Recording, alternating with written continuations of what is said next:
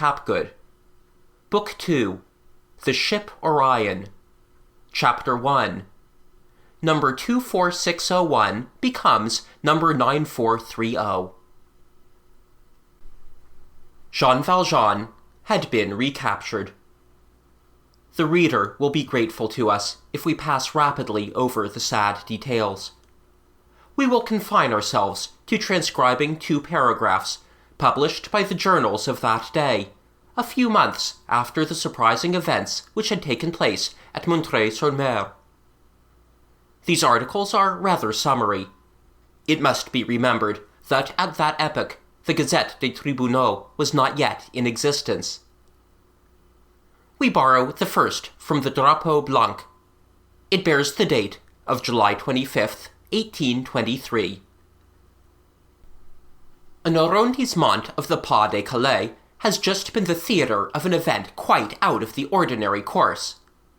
A man who was a stranger in the department, and who bore the name of Monsieur Madeleine, had, thanks to the new methods, resuscitated some years ago an ancient local industry, the manufacture of jet and of black glass trinkets. He had made his fortune in the business, and that of the arrondissement as well, we will admit. He had been appointed mayor in recognition of his services. The police discovered that Monsieur Madeleine was no other than an ex-convict who had broken his ban, condemned in 1796 for theft, and named Jean Valjean. Jean Valjean has been recommitted to prison.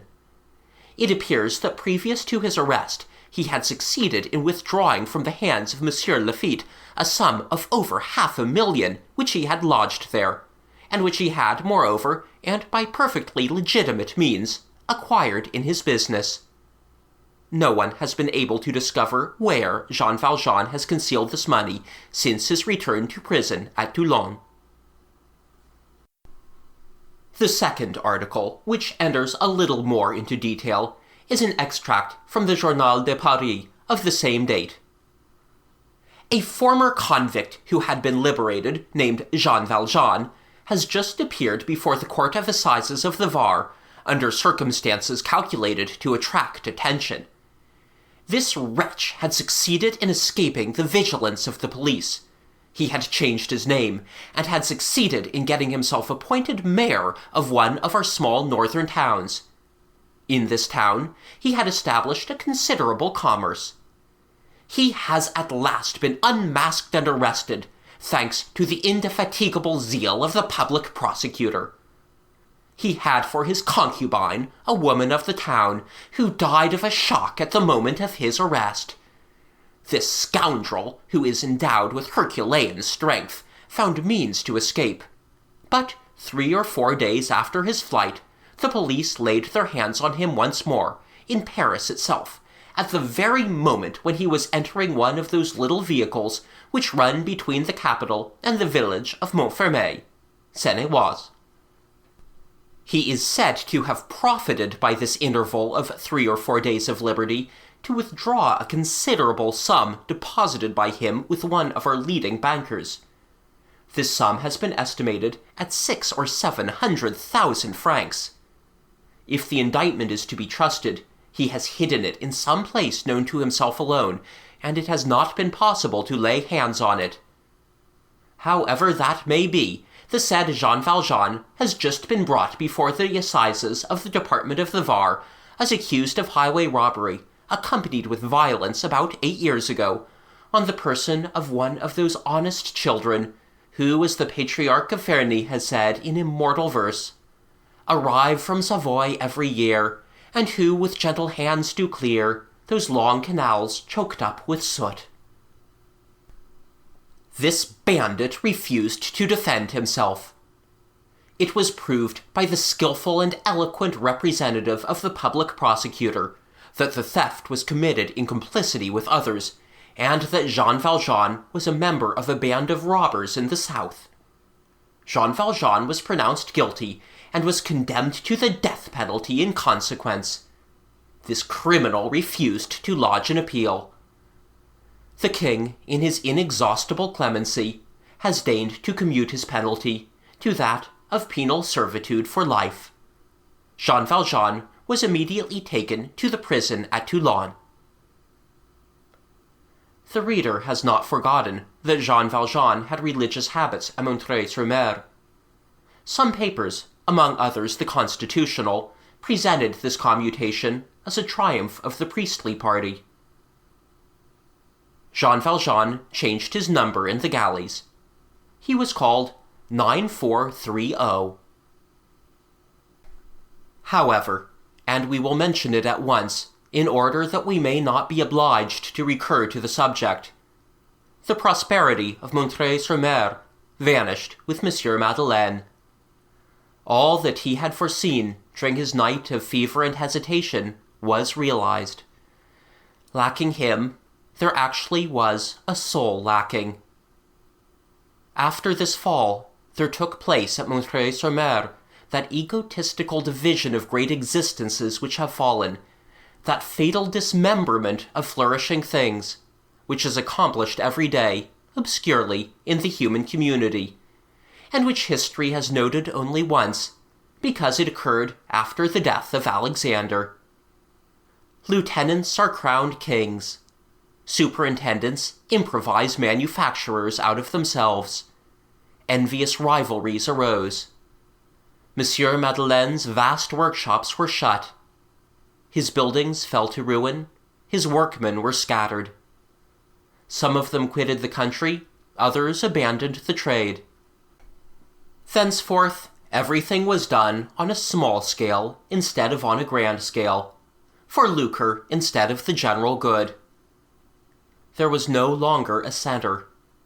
Everywhere there was competition and animosity. Monsieur Madeleine had reigned over all and directed all.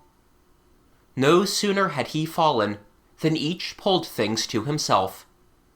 The spirit of combat succeeded to the spirit of organization, bitterness to cordiality, hatred of one another to the benevolence of the founder towards all.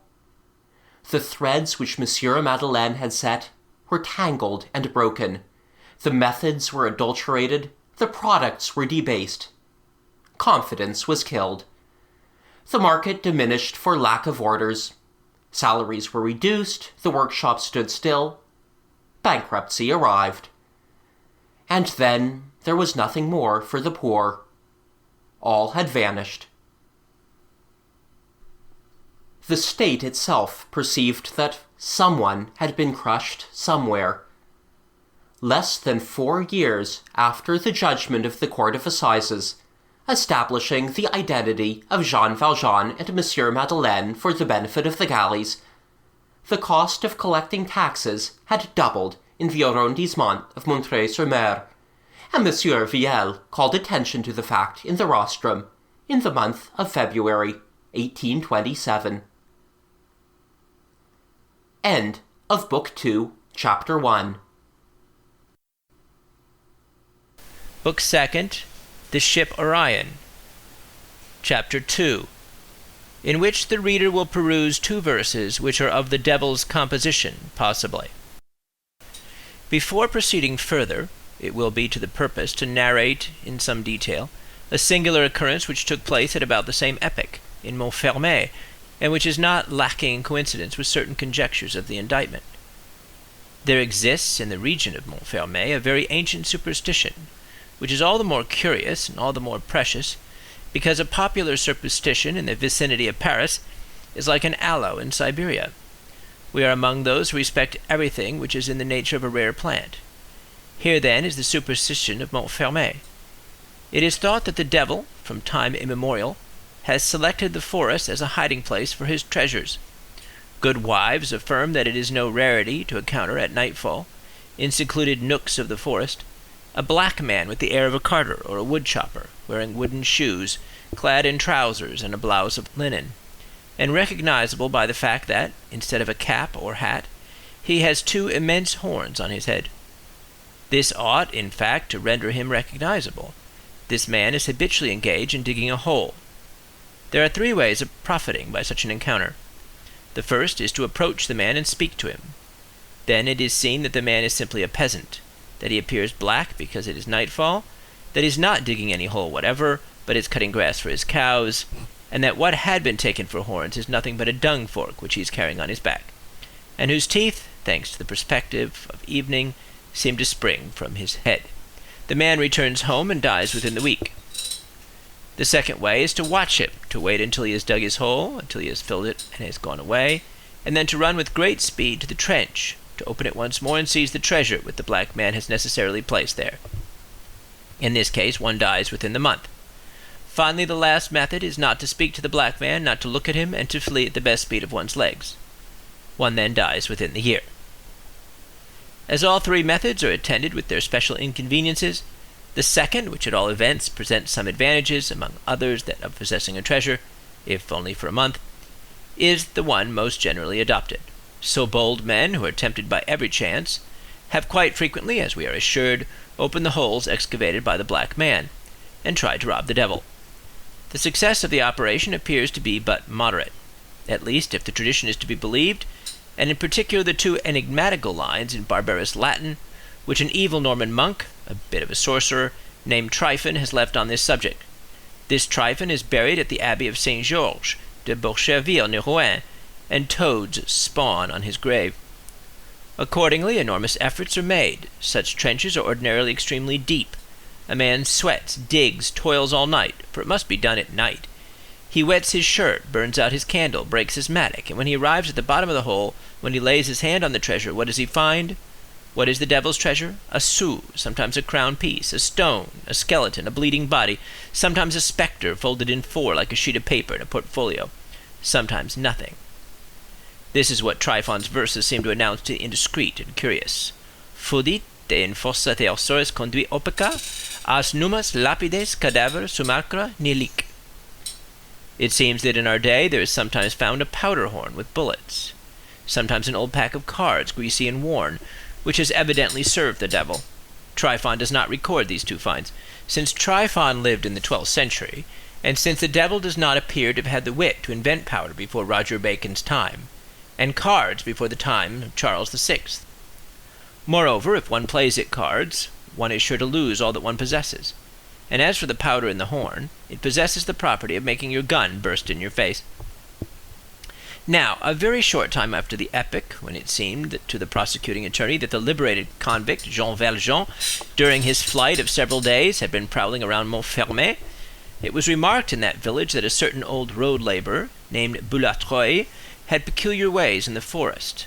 People thereabouts thought they knew that this Boulatruelle had been in the galleys. He was subjected to certain police supervision, and, as he could find work nowhere, the administration employed him at reduced rates as a road mender on the crossroad from Gagny to Lagny. This Boulatruelle was a man who was viewed with disfavor by the inhabitants of the district as too respectful, too humble, too prompt in removing his cap to everyone, and trembling and smiling in the presence of the gendarmes, probably affiliated to robber bands, they said, suspected of lying in ambush at verge of copses at nightfall. The only thing in his favor was that he was not a drunkard. This is what people thought they had noticed. Of late, Boulatruelle had taken to quitting his task of stone-breaking and care the road at a very early hour, and to be taking himself to the forest with his pickaxe. He was encountered toward evening in the most deserted clearings, in the wildest thickets, and he had the appearance of being in search of something, and sometimes he was digging holes. The good wives who passed took him at first for Beelzebub. Then they recognized Boulatruelle, and were not in the least reassured thereby. These encounters seemed to cause Boulatruelle a lively displeasure. It was evident that he sought to hide, and that there was some mystery in what he was doing. It was said in the village, "It is clear that the devil has appeared. Boulatruelle has seen him, and is on the search. In sooth, he is cunning enough to pocket Lucifer's hoard." The Voltairians added, "Will Boulatruelle catch the devil, or will the devil catch Boulatruelle?" The old women made a great many signs of the cross. In the meantime, Boulatruelle's maneuvers in the forest ceased, and he resumed his regular occupation of road mending, and people gossiped of something else. Some persons, however, were still curious, surmising that in all this there was probably no fabulous treasure of the legends, but some fine windfall of a more serious and palpable sort than the devil's bank bills. Road mender had half discovered the secret. The most puzzled were the schoolmaster and Thenardier. the proprietor of the tavern, who was everybody's friend and had not disdained to ally himself with Boulatruelle. "He has been in the galleys," said Thenardier. "Eh? No one knows who has been there, who will be there." One evening the schoolmaster affirmed that in former times the law could have instituted an inquiry as to what Boulatruelle did in the forest, and that the latter would have been forced to speak, and that he would have been put to the torture in case of need, and that Boulatruelle would have not resisted the water test, for example. "Let us put him to the wine test," said Thenardier. They made an effort and got the old road mender to drinking. Boulatruelle drank an enormous amount, but said very little. He combined with admirable art and in masterly proportions the thirst of a gourmandiser with the discretion of a judge. Nevertheless, by dint of returning to the charge and of comparing and putting together the few obscure words which he did allow to escape him, this is what Thenardier and the schoolmaster imagined that they had made out. One morning, when Boulatruelle was on his way to his work at daybreak, he had been surprised to see, at a nook of the forest in the underbrush, a shovel and a pickaxe, concealed, as one might say. However, he might have supposed that they were probably the shovel and pickaxe of Father Six-Fours, the water carrier, and would have thought no more about it.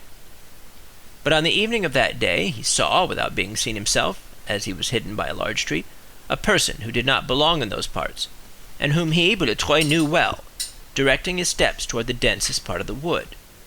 Translation by Thenardier, a comrade of the galleys. Boulatruelle obstinately refused to reveal his name. This person carried a package, something square, like a large box or a small trunk. Surprise on the part of Boulatruelle.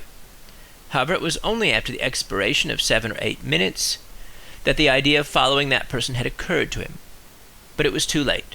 The person was already in the thicket. Night had descended, and Boulatruelle had not been able to catch up with him. Then he had adopted the course of watching for him at the edge of the woods. It was moonlight. 2 or 3 hours later, Boulatruelle had seen this person emerge from the brushwood carrying no longer the coffer, but a shovel and pick. Boulatruelle had allowed the person to pass, and had not dreamed of accosting him, because he said to himself that the other man was 3 times as strong as he was, and armed with a pickaxe, and that he would probably knock him over the head on recognizing him, and on perceiving that he was recognized. Touching effusion of 2 old comrades on meeting again. But the shovel and pick had served as a ray of light to Boulatruelle. He had hastened to the thicket in the morning, and had found neither shovel nor pick. From this he had drawn the inference that this person, once in the forest, had dug a hole with his pick, buried the coffer, and reclosed the hole with his shovel. Now the coffer was too small to contain a body, therefore it contained money. Hence his researches. Boulatruelle had explored, sounded, searched the entire forest and the thicket, and had dug wherever the earth appeared to him to have been recently turned up. In vain. He had ferreted out nothing. No one in Montfermeil thought any more about it. There were only a few brave gossips who said, "You may be certain that the mender on the Gagné road did not take all that trouble for nothing. He was sure that the devil had come." End of Book 2, Chapter 2. Recording by Von Ullman, VONSTAKES.blogspot.com. Chapter 3. The ankle chain must have undergone a certain preparatory manipulation to be thus broken with a blow from a hammer.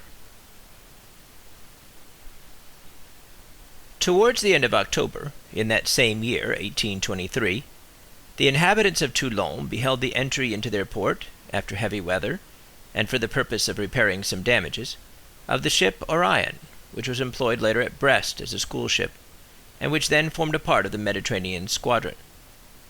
This vessel, battered as it was, for the sea had handled it roughly, produced a fine effect as it entered the roads. It flew some colors which procured for it the regulation salute of 11 guns, which it returned shot for shot, total 22. It has been calculated that what with salvos, royal and military politenesses, courteous exchanges of uproar, signals of etiquette, formalities of roadsteads, and citadels, sunrises and sunsets, saluted every day by all fortresses and all ships of war, openings and closings of ports, etc., the civilized world discharged all over the earth in the course of 24 hours 150,000 useless shots. At 6 francs the shot, that comes to 900,000 francs a day, 300 millions a year, which vanish in smoke. This is a mere detail. All this time the poor were dying of hunger.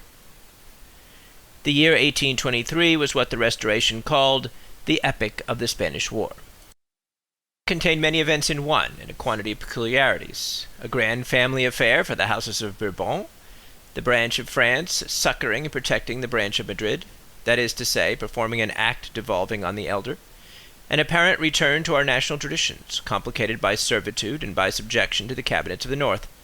Monsieur le Duc d'Angoulême, surnamed by the liberal sheets the hero of Andujar, compressing in a triumphal attitude that was somewhat contradicted by his peaceable air, the ancient and very powerful terrorism of the Holy Office, at variance with the chimerical terrorism of the liberals. The sans-culottes resuscitated to the great terror of the dowagers, under the name of descamisados. Monarchy opposing an obstacle to progress, described as anarchy. The theories of '89 roughly interrupted in the sap. A European halt, called to the French idea, which was making the tour of the world. Besides, the son of France as generalissimo, the Prince of Carignan, afterwards Charles Albert, enrolling himself in that crusade of kings against people as a volunteer, with grenadier epaulettes of red worsted, the soldiers of the empire setting out on a fresh campaign, but aged, saddened after 8 years of repose, and under the white cockade, the tricolored standard waved abroad by a heroic handful of Frenchmen, as the white standard had been 30 years earlier at Coblentz. Monks mingled with our troops. The spirit of liberty and of novelty brought to its senses by bayonets, principles slaughtered by cannonades, France undoing by her arms that which she had done by her mind. In addition to this, hostile leaders sold, soldiers hesitating, cities besieged by millions, no military perils, and yet possible explosions, as in every mine which is surprised and invaded, but little bloodshed, little honor won, shame for some, glory for no one. Such was this war made by the princes descended from Louis XIV, and conducted by generals who had been under Napoleon. Its sad fate was to recall neither the Grand War nor grand politics. Some feats of arms were serious. The taking of the Trocadero, among others, was a fine military action. But after all, we repeat, the trumpets of this war give back a cracked sound. The whole effect was suspicious. History approves of France for making a difficulty about accepting this false triumph. It seems evident that certain Spanish officers connected with resistance yielded too easily. The idea of corruption was connected with the victory. It appears as though generals and not battles had been won, and the conquering soldier returned humiliated. A debasing war, in short, in which the Bank of France could be read in the folds of the flag. Soldiers of the war of 1808, on whom Saragossa had fallen in formidable ruin, frowned in 1823 at the easy surrender of citadels, and began to regret Palafox. It is the nature of France to prefer to have Rostopchine rather than Balestros in front of her. From a still more serious point of view, and one which it is also proper to insist upon here, this war, which wounded the military spirit of France, enraged the democratic spirit. It was an enterprise of enthrallment. In that campaign, the object of the French soldier, the son of democracy, was the conquest of a yoke for others. A hideous contradiction. France is made to arouse the soul of nations, not to stifle it. All the revolutions of Europe since 1792 are the French Revolution.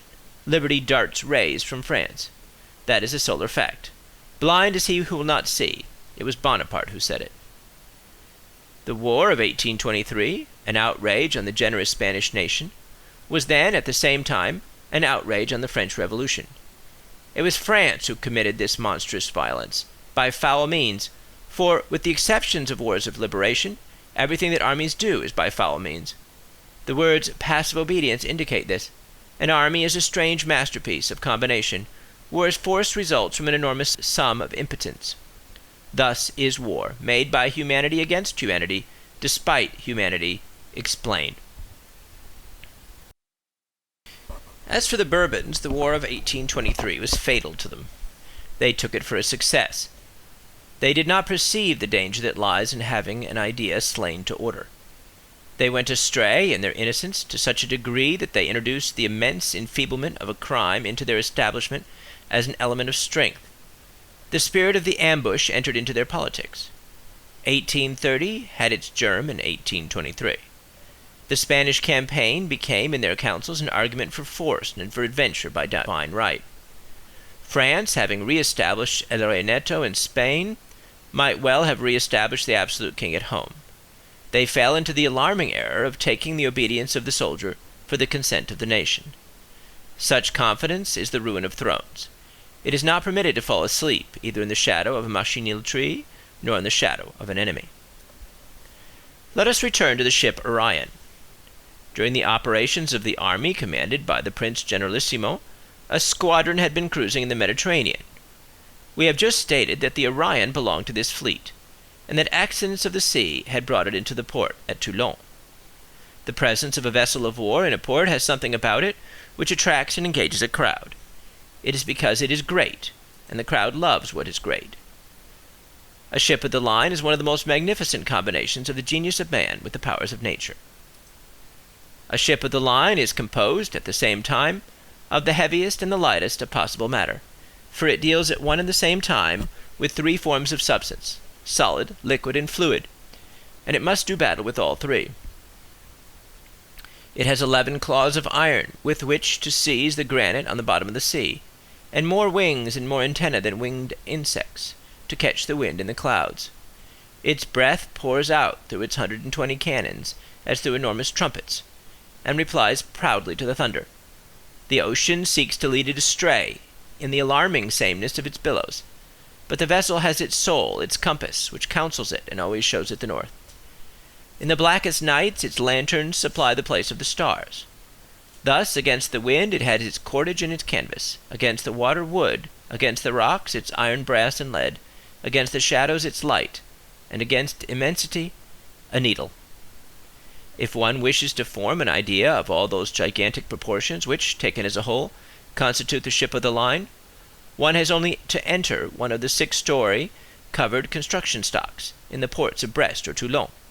The vessels in process of construction are under a bell glass there, as it were. This colossal beam is a yard. That great column of wood which stretches on the earth as far as the eye can reach is the mainmast. Taking it from its root in the stocks to its tip in the clouds, it is 60 fathoms long, and its diameter as its base is 3 feet. The English mainmast rises to a height of 217 feet above the waterline. The navy of our fathers employed cables. Ours employs chains. The simple pile of chains on a ship of 100 guns is 4 feet high, 20 feet in breadth, and 8 feet in depth. And how much wood is required to make this ship? 3,000 cubic meters. It is a floating fortress. And moreover, let this be borne in mind, it is only a question here of the military vessel of 40 years ago, of the simple sailing vessel. Steam, then in its infancy, has since added new miracles to that prodigy which is called a war vessel. At the present time, for example, the mixed vessel with a screw is a surprising machine, propelled by 3,000 square meters of canvas and by an engine of 2,500 horsepower. Not to mention these new marvels, the ancient vessel of Christopher Columbus and of de Ruyter is one of the masterpieces of man, inexhaustible in force as is the infinite in gales. It stores up the wind in its sails. It is precise in the immense vagueness of the billows. It floats, and it rains. There comes an hour, nevertheless, when the gale breaks that 60-foot yard like a straw, when the wind bends that mast 400 feet tall, when that anchor, which weighs tens of thousands, is twisted in the jaws of the waves like a fisherman's hook in the jaws of a pike, when those monstrous cannons utter plaintive and futile roars, which the hurricane bears forth into the void and into the night, when all that power and all that majesty are engulfed in a power and majesty which are supreme. Every time that immense force is displayed, to culminate in an immense feebleness, it affords men food for thought. Hence, in the ports, curious people abound around these marvelous machines of war and of navigation, without being able to explain perfectly to themselves why. Every day, accordingly, from morning until night, the quays, sluices, and the jetties of the port of Toulon were covered with a multitude of idlers and loungers, as they say in Paris, whose business consisted in staring at the Orion. The Orion was a ship that had been ailing for a long time. In the course of its previous cruises, thick layers of barnacles had collected on its keel to such a degree as to deprive it of half its speed. It had gone into the dry dock the year before this in order to have the barnacles scraped off. Then it had put to sea again, but this cleaning had affected the bolts of the keel, In the neighborhood of the Belleric Isles, the sides had been strained and had opened, and, as the plating in those days was not of sheet iron, the vessel had sprung a leak. A violent equinoctial gale had come up, which had at first staved in a grating in a porthole on the larboard side, and damaged the foretop gallant shrouds. In consequence of these injuries, the Orion had run back to Toulon. It anchored near the arsenal, it was fully equipped, and repairs were begun. The hull had received no damage on the starboard, but some of the planks had been unnailed here and there, according to custom, to prevent of air entering the hold. One morning the crowd, which was gazing at it, witnessed an accident. The crew was busy mending the sails. The topman, who had to take the upper corner of the main topsail on the starboard, lost his balance. He was seen to waver. The multitude thronging the arsenal quay uttered a cry. The man's head overbalanced his body. The man fell around the yard, with his hands outstretched toward the abyss. On his way, he seized the foot-rope, first with one hand, then with the other, and remained hanging from it. The sea lay below him at a dizzying depth. The shock of his fall had imparted to the foot-rope a violent swinging motion. The man swayed back and forth at the end of that rope like a stone in a sling. It was incurring a frightful risk to go to his assistance. Not one of the sailors, all fishermen of the coast recently levied for the service, dared to attempt it. In the meantime, the unfortunate topman was losing his strength. His anguish could not be discerned on his face, but his exhaustion was visible in every limb. His arms were contracted in horrible twitchings. Every effort which he made to reascend served but to augment the oscillations of the foot-rope. He did not shout, for fear of exhausting his strength. All were awaiting the minute when he should release his hold on the rope, and from instant to instant heads were turned that his fall might not be seen. There are moments when a bit of rope, a pole, the branch of a tree, is life itself, and it's a terrible thing to see a living being detach himself from it and fall like a ripe fruit. All at once a man was seen climbing into the rigging with the agility of a tiger cat. This man was dressed in red. He was a convict. He wore a green cap. He was a life convict. On arriving on a level with the top, a gust of wind carried away his cap, and allowed a perfectly white head to be seen. He was not a young man. A convict employed on board with a detachment from the galleys had, in fact, at the very first instant, hastened to the officer of the watch, and in the midst of the consternation and the hesitation of the crew, while all the sailors were trembling and drawing back, he had asked the officer's permission to risk his life to save the topman. At an affirmative sign from the officer, he had broken the chain riveted to his ankle with one blow of a hammer. Then he had caught up a rope and had dashed into the rigging. No one noticed, at the instant, with what ease the chain had been broken. It was only later on that the incident was recalled. In a twinkling he was on the yard. He paused for a few seconds and appeared to be measuring it with his eye. These seconds, during which the breeze swayed the topman at the extremity of a thread, seemed centuries to those who were looking on. At last the convict raised his eyes to heaven and advanced a step. The crowd drew a long breath. He was seen to run out along the yard. On arriving at the point, he fastened the rope to which he had brought to it and allowed the other end to hang down. Then he began to descend the rope, hand over hand, and then, and the anguish was indescribable, instead of one man suspended over the gulf, there were two. One would have said it was a spider coming to seize a fly, only here the spider brought life, not death. 10,000 glances were fastened on this group. Not a cry, not a word. The same tremor contracted every brow. All mouths held their breaths, as though they feared to add the slightest puff of wind, which was swaying the two unfortunate men. In the meantime, the convict had succeeded in lowering himself to a position near the sailor. It was high time. 1 minute more, and the exhausted and despairing man would have allowed himself to fall into the abyss. The convict had moored him securely with the cord to which he clung with one hand, while he was working with the other. At last he was seen to climb back on the yard and drag the sailor up after him. He held him there a moment to allow him to recover his strength, and then he grasped him in his arms and carried him, walking on the yard himself to the cap, and from there to the maintop, where he left him in the hands of his comrades. At that moment the crowd broke into applause. Old convict sergeants among them wept, and women embraced each other on the quay, and all voices were heard to cry with a sort of tender rage, "Pardon for that man." He, in the meantime, had immediately begun to make his descent to rejoin his detachment. In order to reach them the more speedily, he dropped into the rigging and ran along one of the lower yards. All eyes were following him. At a certain moment fear assailed them. Whether it was that he was fatigued or that his head turned, they thought they saw him hesitate and stagger. All at once the crowd uttered a loud shout. The convict had fallen into the sea. The fall was perilous. The frigate Algeciras was anchored alongside the Orion, and the poor convict had fallen between the two vessels. It was to be feared that he would slip under one or the other of them. 4 men flung themselves hastily into a boat. The crowd cheered them on. Anxiety again took possession of all souls. The man had not risen to the surface. He had disappeared in the sea without leaving a ripple, as though he had fallen into a cask of oil. They sounded, they dived. In vain. The search was continued until the evening. They did not even find the body. On the following day, the Toulon newspaper printed these lines. November 17th, 1823. Yesterday, a convict belonging to the detachment on board of the Orion, on his return from rendering assistance to a sailor, fell into the sea and was drowned. The body has not yet been found. It is supposed that it is entangled under the piles of the Arsenal Point. This man was committed under the number 9430, and his name was Jean Valjean. End of Book 2, Chapter 3. Recording by Von Ullman, VONSTAKES.blogspot.com. Book 3, Chapter 1. The Water Question at Montfermeil. Montfermeil is situated between Livry and the Cherche, on the southern edge of that lofty tableland which separates the Ourcq from the Marne. At the present day it is a tolerably large town, ornamented all the year through with plaster villas, and on Sundays with beaming bourgeois. In 1823 there were at Montfermeil neither so many white houses nor so many well-satisfied citizens. It was only a village in the forest.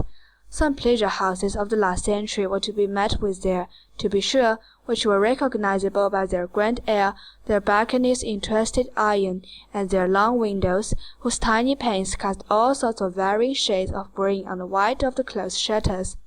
But Montfermeil was none the less a village.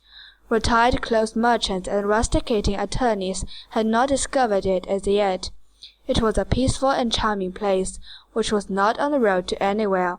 There people lived, and cheaply, that peasant rustic life which is so bounteous and so easy, only water was rare there, on account of the elevation of the plateau. It was necessary to fetch it from a considerable distance. The end of the village towards Gagny drew its water from the magnificent ponds which exist in the woods there.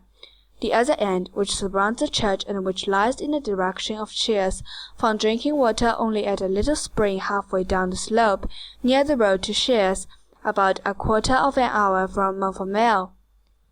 Thus each household found it hard work to keep supplied with water. The large houses, the aristocracy, of which the Thenardier having formed a part, paid half a farthing a bucketful to a man who made a business of it, and who earned about 8 sous a day in his enterprise of supplying Montfermeil with water. But this good man only worked until 7 o'clock in the evening in summer, and 5 in winter. And night once come, and the shutters on the ground floor once closed, he who had no water to drink went to fetch it for himself, or did without it. This constituted the terror of the poor creature, whom the reader has probably not forgotten, little Cosette. It will be remembered that Cosette was useful to the Thénardiers in 2 ways. They made the mother pay them, and made the child serve them. So when the mother ceased to pay altogether, the reason for which we have read in the preceding chapters, the Thénardiers kept Cosette. She took the place of a servant in their house. In this capacity, she it was who ran to fetch water when it was required. So the child, who was greatly terrified at the idea of going to spring at night, took great care that water should never be lacking in the house. Christmas of the year 1823 was particularly brilliant at Montfermeil. The beginning of the winter had been mild. There had been neither snow nor frost up to that time. Some mountebanks from Paris had obtained permission of the mayor to erect their booths in the principal street of the village, and a band of itinerant merchants, under protection of the same tolerance, had constructed their stalls on Church Square, and even extended them into Boulanger Alley, where, as the reader will perhaps remember, the Thénardiers' hostelry was situated. These people filled inns and drinking shops, and communicated to that tranquil little district a noisy and joyous life. In order to play the part of a faithful historian, we ought even to add that, among the curiosities displayed in the square, there was a menagerie, in which frightful clowns, clad in rags and coming nowhere near whence, exhibited to the peasants of Montfermeil in 1823 one of those horrible Brazilian vultures, such as our Royal Museum did not possess until 1845, and which have a tricolored cockade for an eye. I believe that naturalists call this bird Caracara polyborus, It belongs to the order of the Epicides and to the family of the vultures. Some good old Bonapartist soldiers who had retired to the village went to see this creature with great devotion. The mountebanks gave out that the tricolor cockade was a unique phenomenon made by God expressly for their menagerie. On Christmas Eve itself, a number of men, carters, and peddlers were seated at table, drinking and smoking around 4 or 5 candles in the public room of Thénardier's hostelry. This room resembles all drinking shop rooms, tables, pewter jugs, bottles, drinkers, smokers, but little light and a great deal of noise. The date of the year 1823 was indicated, nevertheless, by 2 objects which were then fashionable in the bourgeois class, to wit, a kaleidoscope and a lamp of red tin. The female Thénardier was attending to the supper, which was roasting in front of a clear fire. Her husband was drinking with his customers and talking politics. Besides political conversations, which had for their principal subjects the Spanish War and Monsieur le Duc d'Angoulême, strictly local parentheses, like the following, were audible amid the uproar. About Nantes and Fresnay, the vines have flourished greatly. When 10 pieces were reckoned on, there have been 12. They have yielded a great deal of juice under the press, but the grapes cannot be ripe. In those parts the grapes should not be ripe. The wine turns oily as soon as spring comes. Then it is very thin wine. There are wines poorer even than this. The grapes must be gathered while green, etc. Owen Miller would call out, "Are we responsible for what is in the sacks? We find in them a quantity of small seed which we cannot sift out, and which we are obliged to send through the millstones. There are tails, fennel, vetches, hempseeds, foxtail, and a host of other weeds, not to mention pebbles, which abound in certain wheat, especially in Breton wheat. I am not fond of grinding Breton wheat, any more than long soils like to saw beams with nails in them. You can judge of the bad dust that makes in grinding. And then people complain about flour. There in the round, the flour is not thought of ours." In a space between 2 windows, a mower, who was seated at table with a landed proprietor, who was fixing on a price for some needlework to be performed in the spring, was saying, "It does no harm to have the grass wet. It cuts better. Dew is a good thing, sir. It makes no difference with the grass. Your grass is very young and very hard to cut still. It's terribly tender. It yields before the iron," etc. Cosette was in her usual place, seated on the crossbar of the kitchen table beyond the chimney. She was in rags. Her bare feet were thrust into wooden shoes, and by the firelight she was engaged in knitting woolen stockings destined for the young Thénardiers. A very young kitten was playing about among the chairs. Laughter and chatter were audible in the adjoining room from 2 fresh children's voices. It was Ebonina and Azelma. In the chimney corner a cat of 9 tails was hanging on a nail. At intervals the cry of a very young child, which was somewhere in the house, ran through the noise of the dram shop. It was a little boy who had been born to the Thénardiers during one of the preceding winters.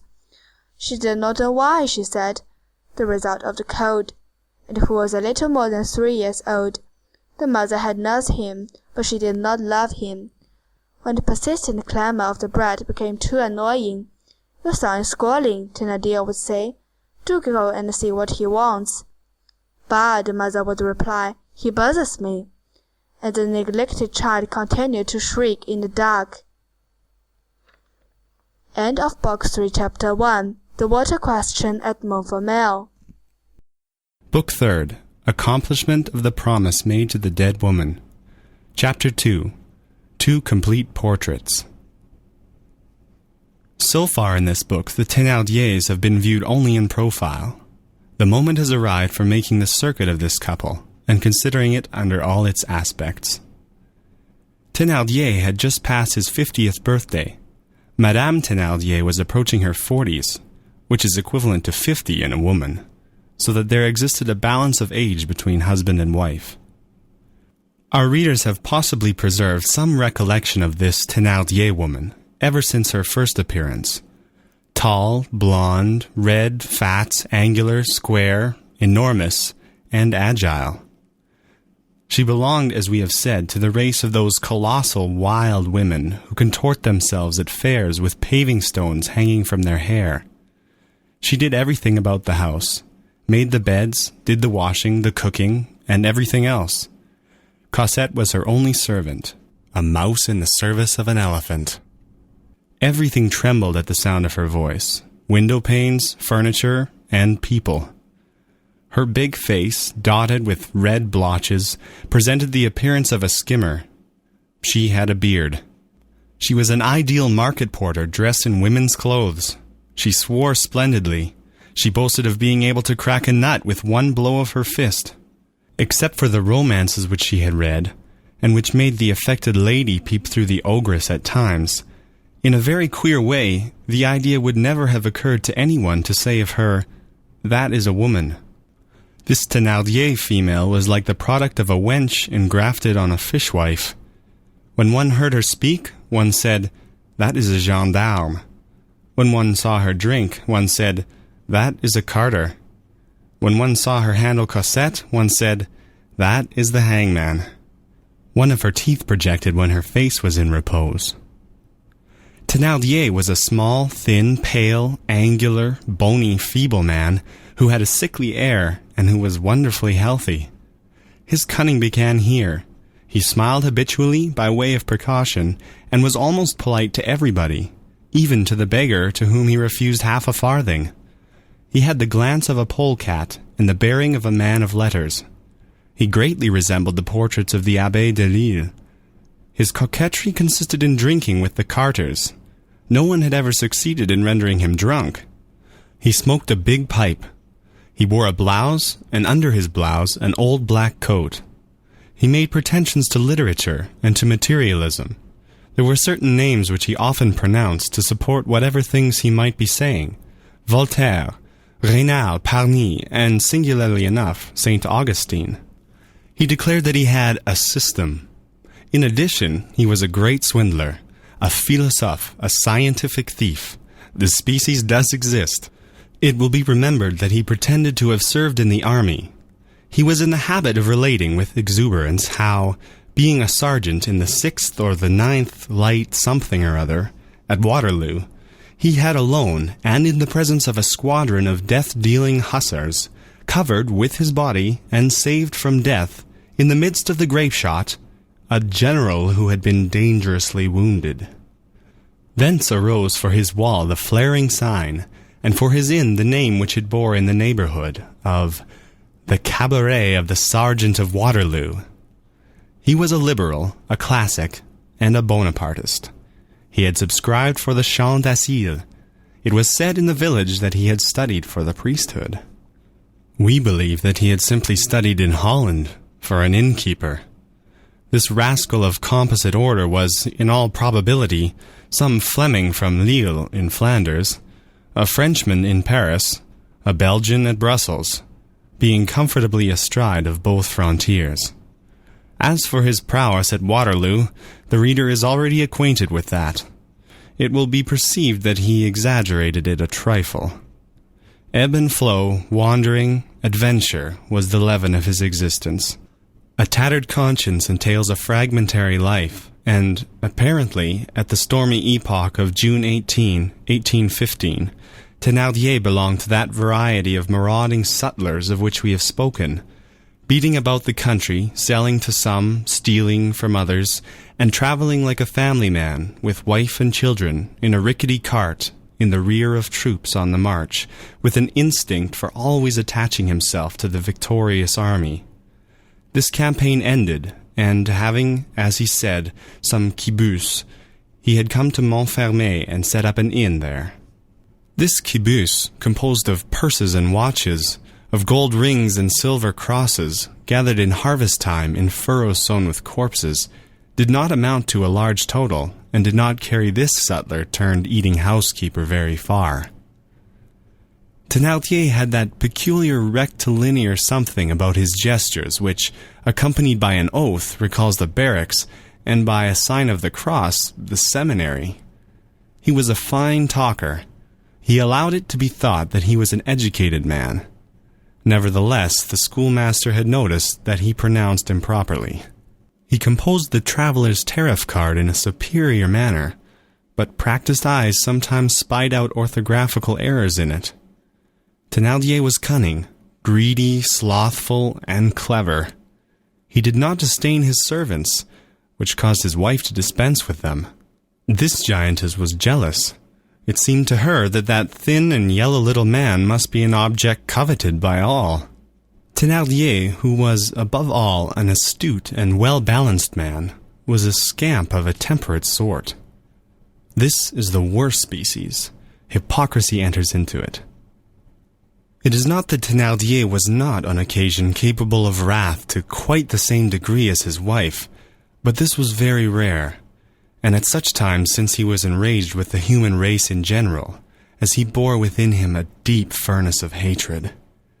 And since he was one of those people who are continually avenging their wrongs, who accuse everything that passes before them of everything which has befallen them, and who are always ready to cast upon the first person who comes to hand, as a legitimate grievance, the sum total of the deceptions, the bankruptcies, and the calamities of their lives, when all this leaven was stirred up in him and boiled forth from his mouth and eyes, he was terrible.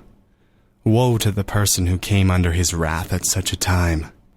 In addition to his other qualities, Thenardier was attentive and penetrating, silent or talkative, according to circumstances, and always highly intelligent.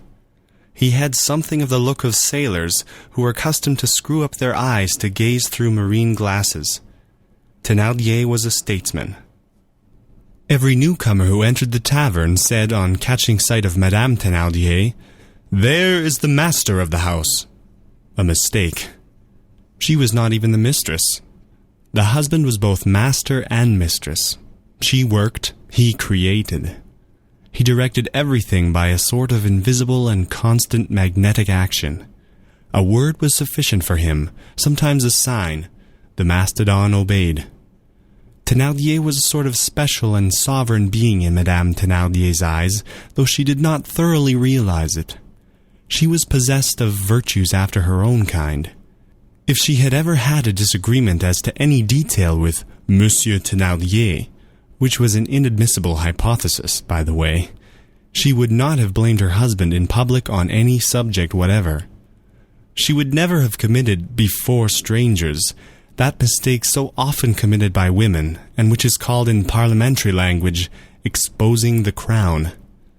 Although their concord had only evil as its result, there was contemplation in Madame Thenardier's submission to her husband. That mountain of noise and flesh moved under the little finger of that frail despot.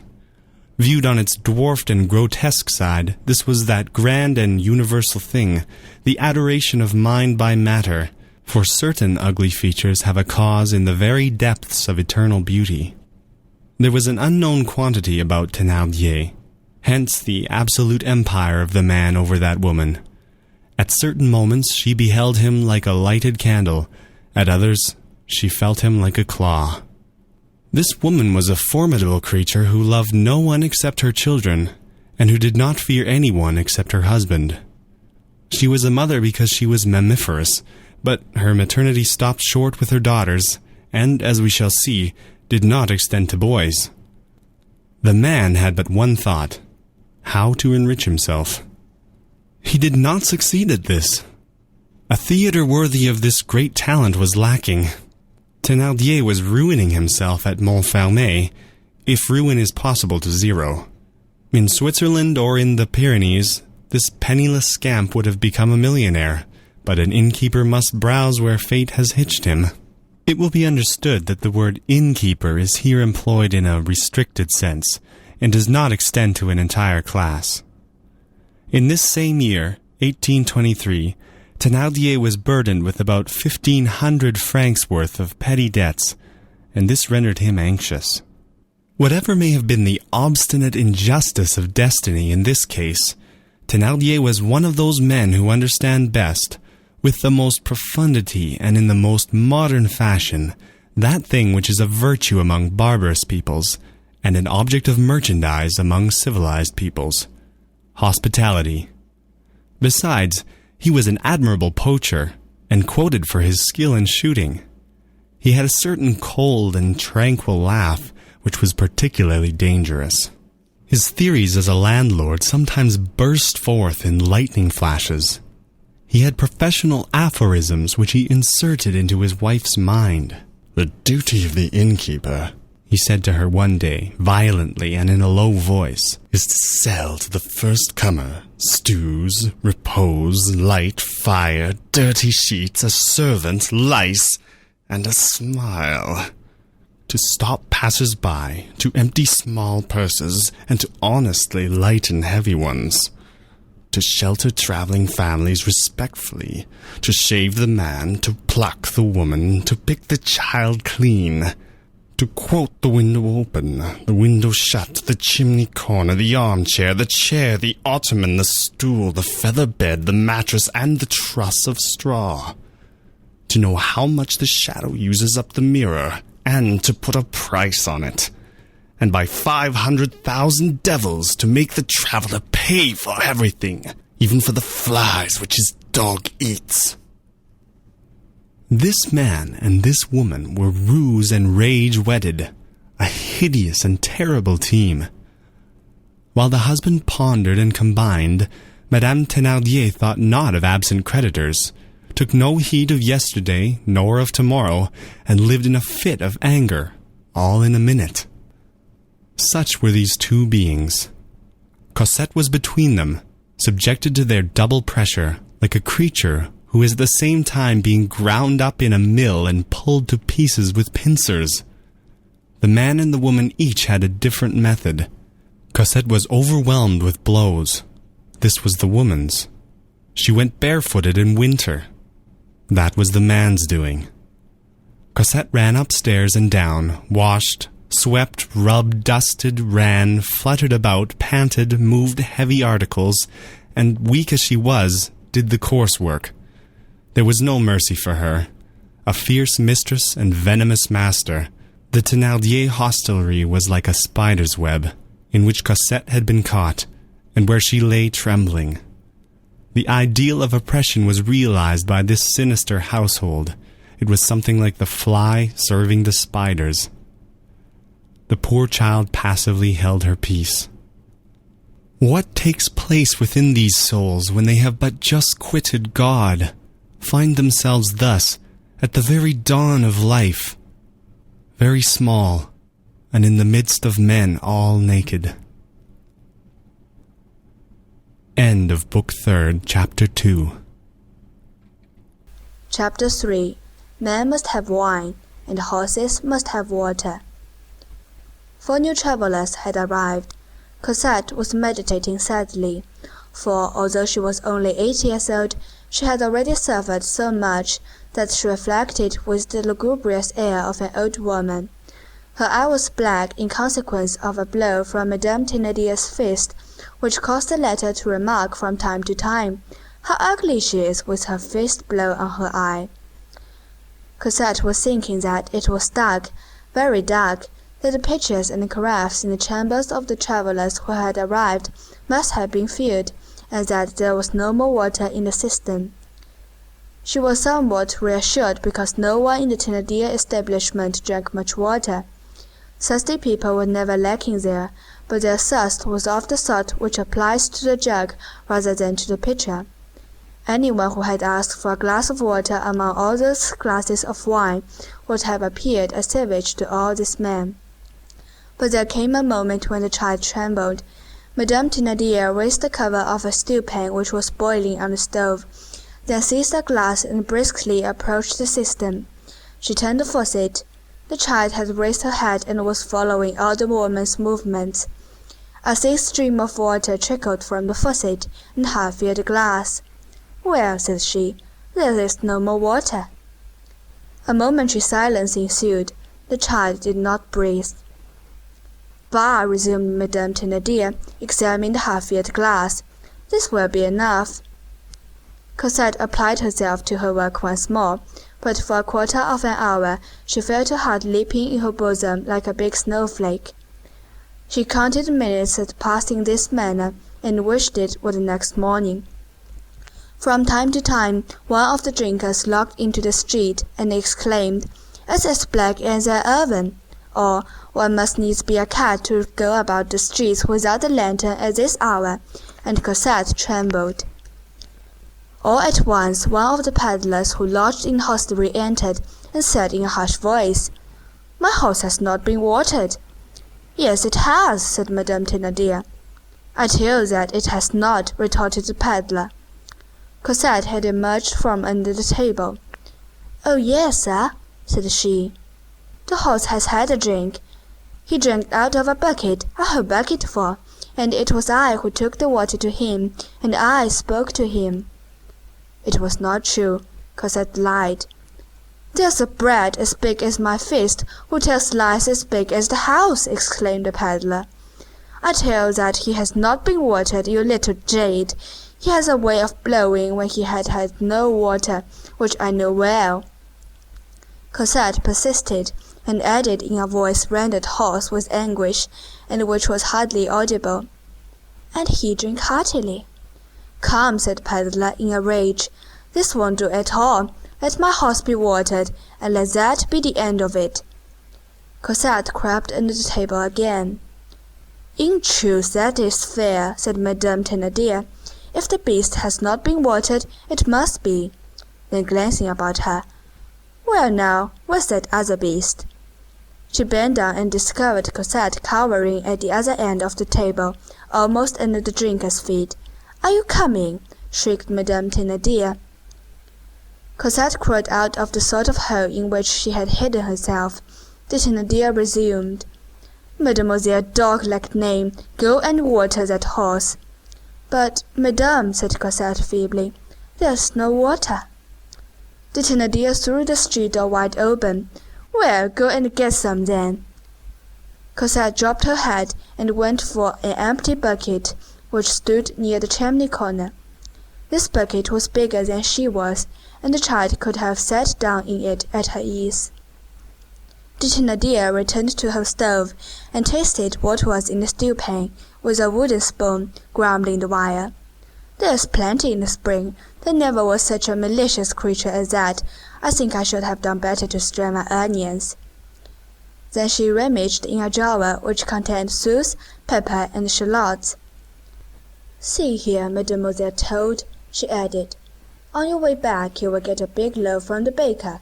Here's a 15-sou piece." Cosette had a little pocket on one side of her apron. She took the coin without saying a word, and put it in that pocket. Then she stood motionless, bucket in hand, the open door before her. She seemed to be waiting for someone to come to her rescue. "Get along with you!" screamed the Thénardier. Cosette went out. The door closed behind her. This is the end of Chapter 3. Recording by Geneva. Book 3rd. Accomplishment of the promise made to the dead woman. Chapter 4. Entrance on the scene of a doll. The line of open-air booths, starting at the church, extended, as the reader will remember, as far as the hostelry of the Thenardier. These booths were all illuminated, because the citizens would soon pass on their way to the midnight mass, with candles burning in paper funnels, which, as the schoolmaster, then seated at the table at the Thénardiers, observed, produced a magical effect. In compensation, not a star was visible in the sky. The last of these stalls, established precisely opposite the Thénardiers' door, was a toy shop all glittering with tinsel, glass, and magnificent objects of tin. In the first row and far forwards, the merchant had placed on a background of white napkins an immense doll, nearly 2 feet high, who was dressed in a robe of pink crepe, with gold wheat ears on her head, which had real hair and enamel eyes. All that day this marvel had been displayed to the wonderment of all passers-by under 10 years of age, without a mother being found in Montfermeil sufficiently rich or sufficiently extravagant to give it to her child. Éponine and Azelma had passed hours in contemplating it, and Cosette herself had ventured to cast a glance at it on the sly, it is true. At the moment when Cosette emerged, bucket in hand, melancholy and overcome as she was, she could not refrain from lifting her eyes to that wonderful doll, towards the lady, as she called it. The poor child paused in amazement. She had not yet beheld that doll close to. The whole shop seemed a palace to her. The doll was not a doll. It was a vision. It was joy, splendour, riches, happiness, which appeared in a sort of chimerical halo to that unhappy little being, so profoundly engulfed in gloomy and chilly misery. With the sad and innocent sagacity of childhood, Cosette measured the abyss which separated her from that doll. She said to herself that one must be a queen, or at least a princess, to have a thing like that. She gazed at that beautiful pink dress, that beautiful smooth hair, and she thought, how happy that doll must be. She could not take her eyes from that fantastic stall. The more she looked, the more dazzled she grew. She thought she was gazing at paradise. There were other dolls behind the large one, which seemed to her to be fairies and genii.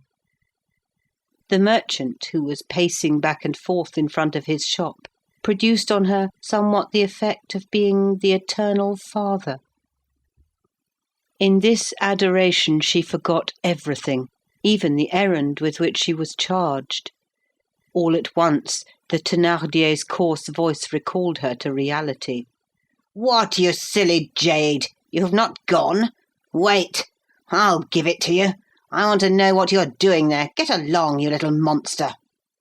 The Thénardier had cast a glance into the street, and had caught sight of Cosette in her ecstasy. Cosette fled, dragging her pail, and taking the longest strides of which she was capable. End of Book 3rd, Chapter 4.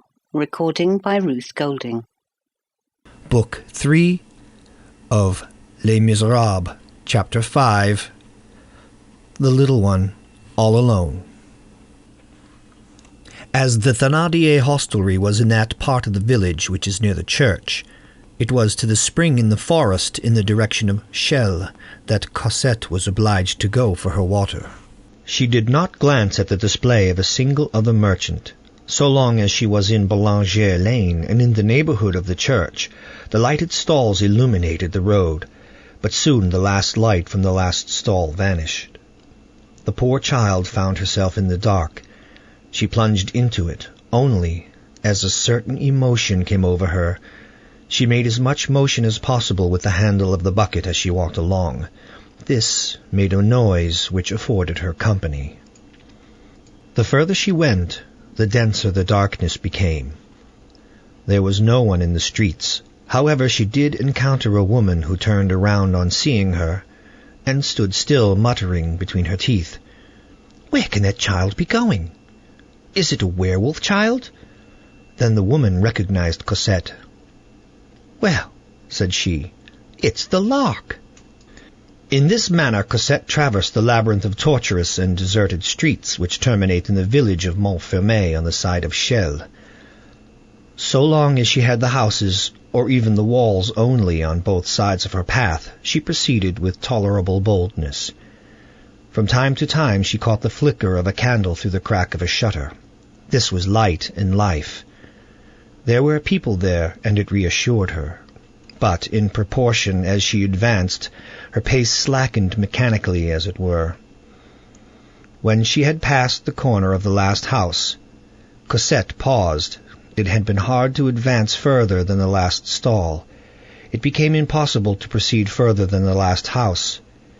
She set her bucket on the ground, thrust her hand into her hair, and began slowly to scratch her head, a gesture peculiar to children when terrified and undecided what to do. It was no longer Montfermeil. It was the open fields. Black and desert space was before her. She gazed in despair at that darkness, where there was no longer anyone, where there were beasts, where there were spectres, possibly. She took a good look and heard the beasts walking on the grass, and she distinctly saw spectres moving in the trees. Then she seized her bucket again. Fear had lent her audacity. "Bah!" said she. "I will tell him that there was no more water." And she resolutely re-entered Montfermeil. Hardly had she gone 100 paces when she paused and began to scratch her head again. Now it was the Thenardier who appeared to her, with her hideous hyena mouth and wrath flashing in her eyes. The child cast a melancholy glance before her and behind her. What was she to do? What was to become of her? Where was she to go? In front of her was the spectre of the Thenardier. Behind her all the phantoms of the night and of the forest. It was before the Thenardier that she recoiled.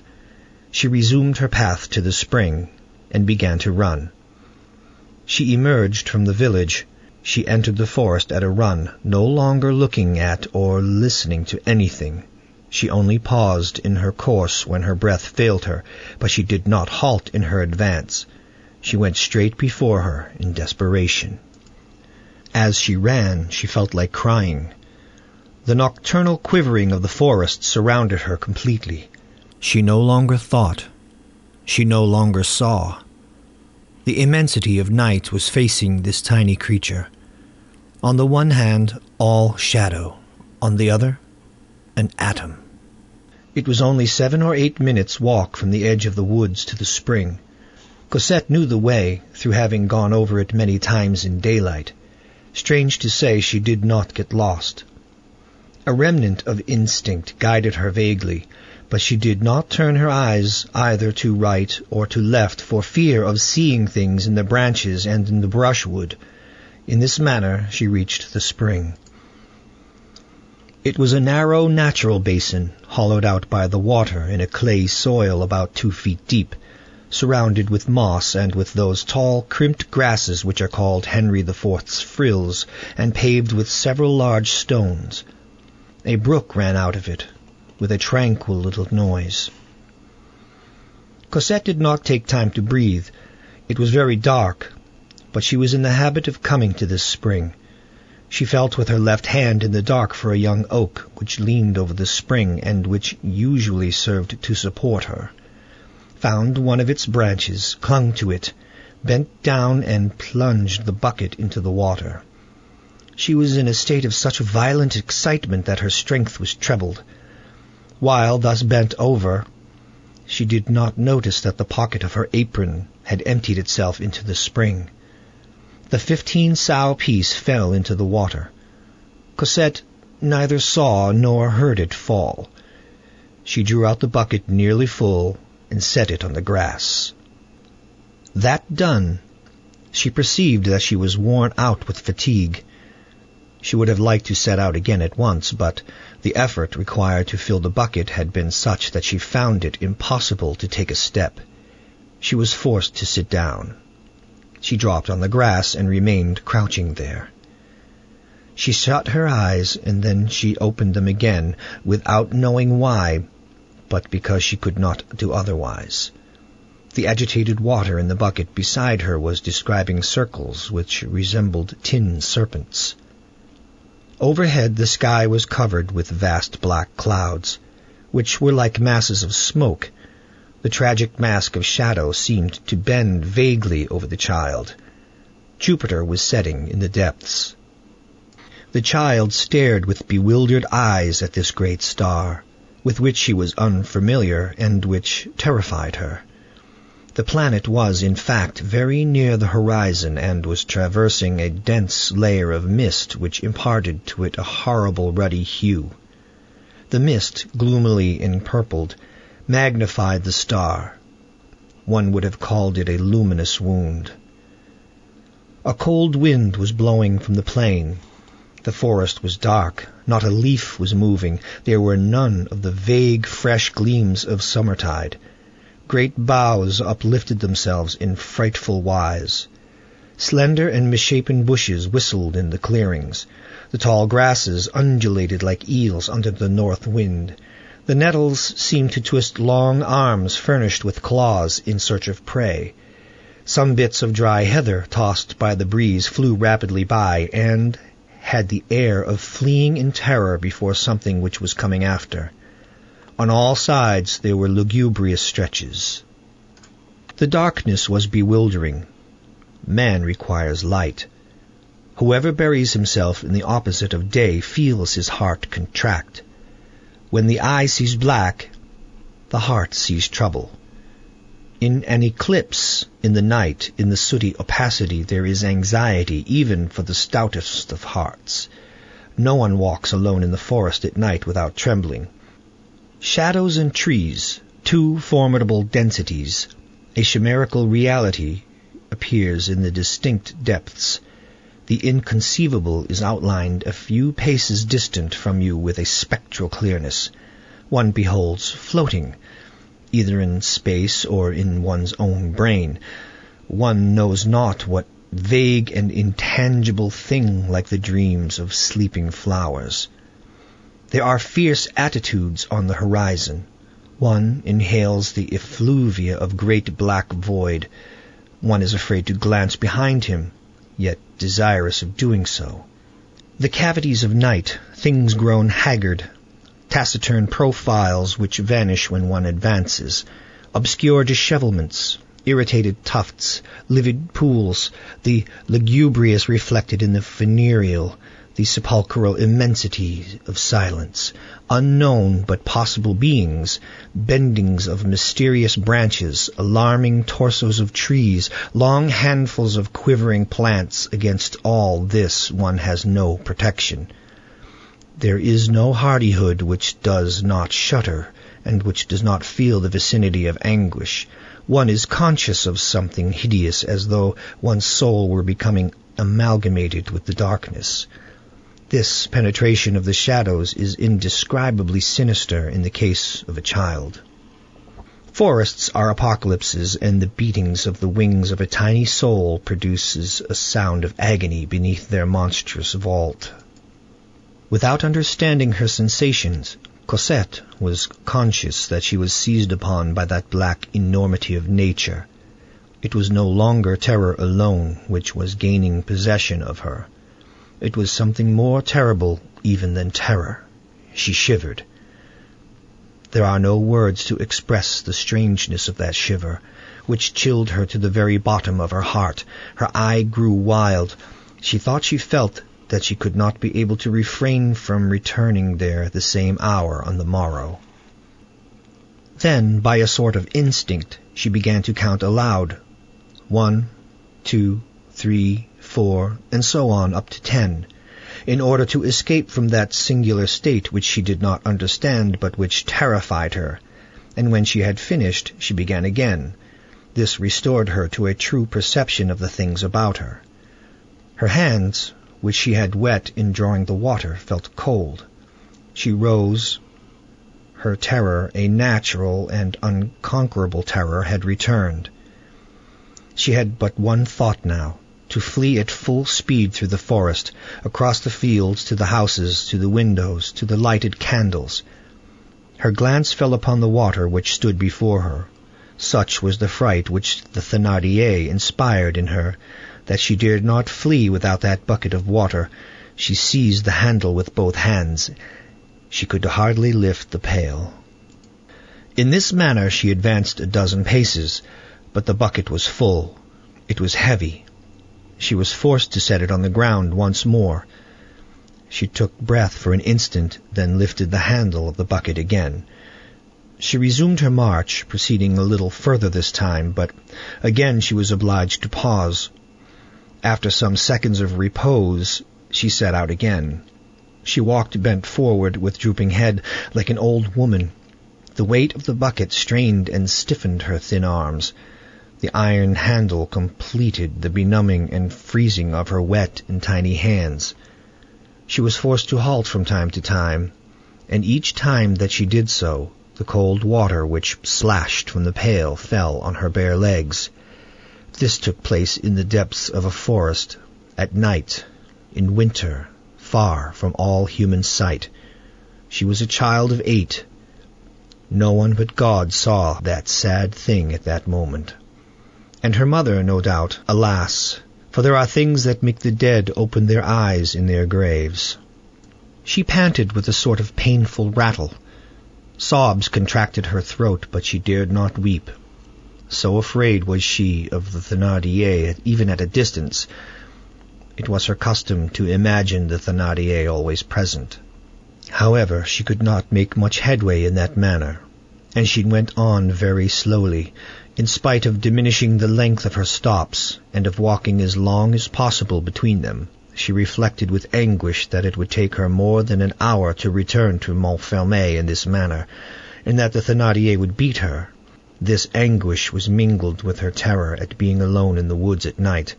She was worn out with fatigue, and had not yet emerged from the forest.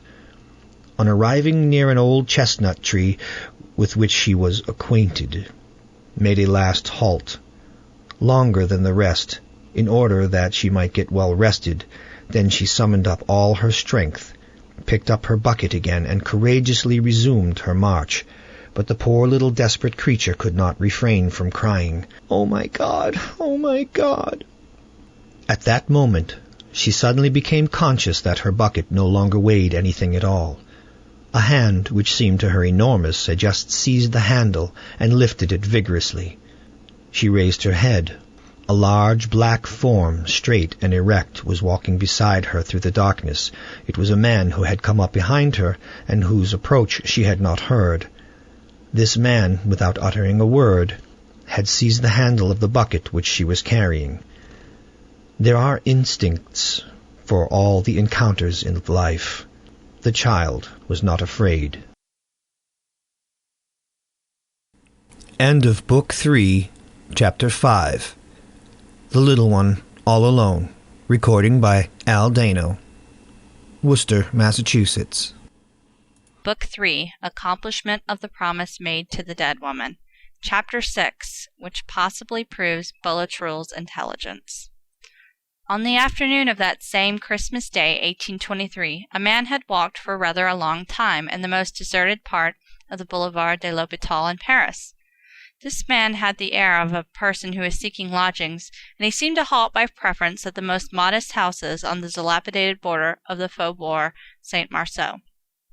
We shall see further on that this man had in fact hired a chamber in that isolated quarter. This man, in his attire, as in all his person, realized the type of what may be called the well-bred mendicant.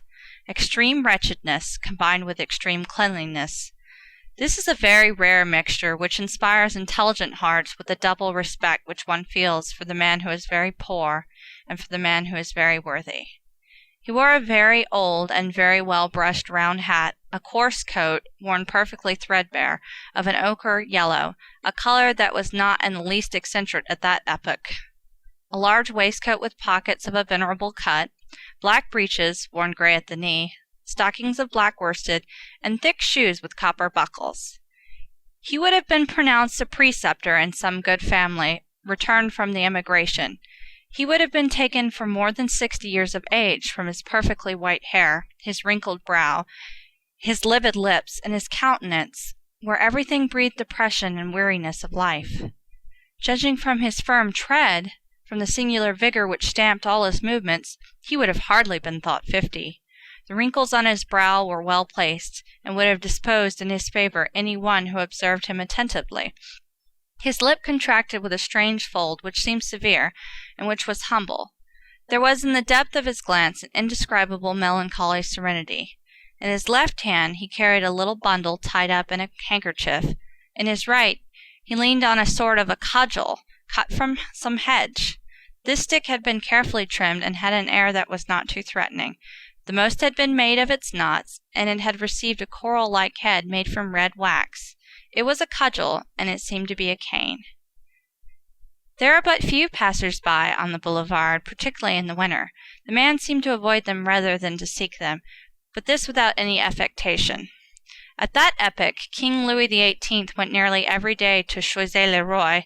It was one of his favourite excursions. Towards 2 o'clock, almost invariably, the royal carriage and cavalcade was seen to pass at full speed along the Boulevard de l'Hôpital.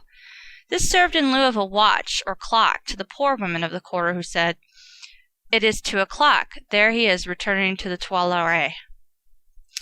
And some rushed forward, and others drew up in line, for a passing king always creates a tumult.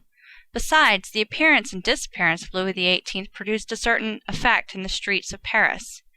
It was rapid but majestic. This impotent king had a taste for a fast gallop. As he was not able to walk, he wished to run. The cripple would gladly have had himself drawn by the lightning. He passed pacific and severe in the midst of naked swords. His massive couch, all covered with gilding, with great branches of lilies painted on the panels, thundered noisily along. There was hardly time to cast a glance upon it. In the rear angle on the right there was visible on tufted cushions of white satin a large, firm, and ruddy face, a brow freshly powdered, a lustre royal, a proud, hard, crafty eye, the smile of an educated man, 2 great epaulettes with fringed bullion floating over a bourgeois coat, the golden fleece, the cross of St. Louis, the cross of the Legion of Honor, the silver plaque of the Saint Esprit, a huge belly and a wide blue ribbon. It was the king. Outside of Paris, he held his hat decked with white ostrich plumes on his knees, and wrapped in high English gaiters. When he re-entered the city, he put on his hat and saluted rarely. He stared coldly at the people, and they returned it in kind.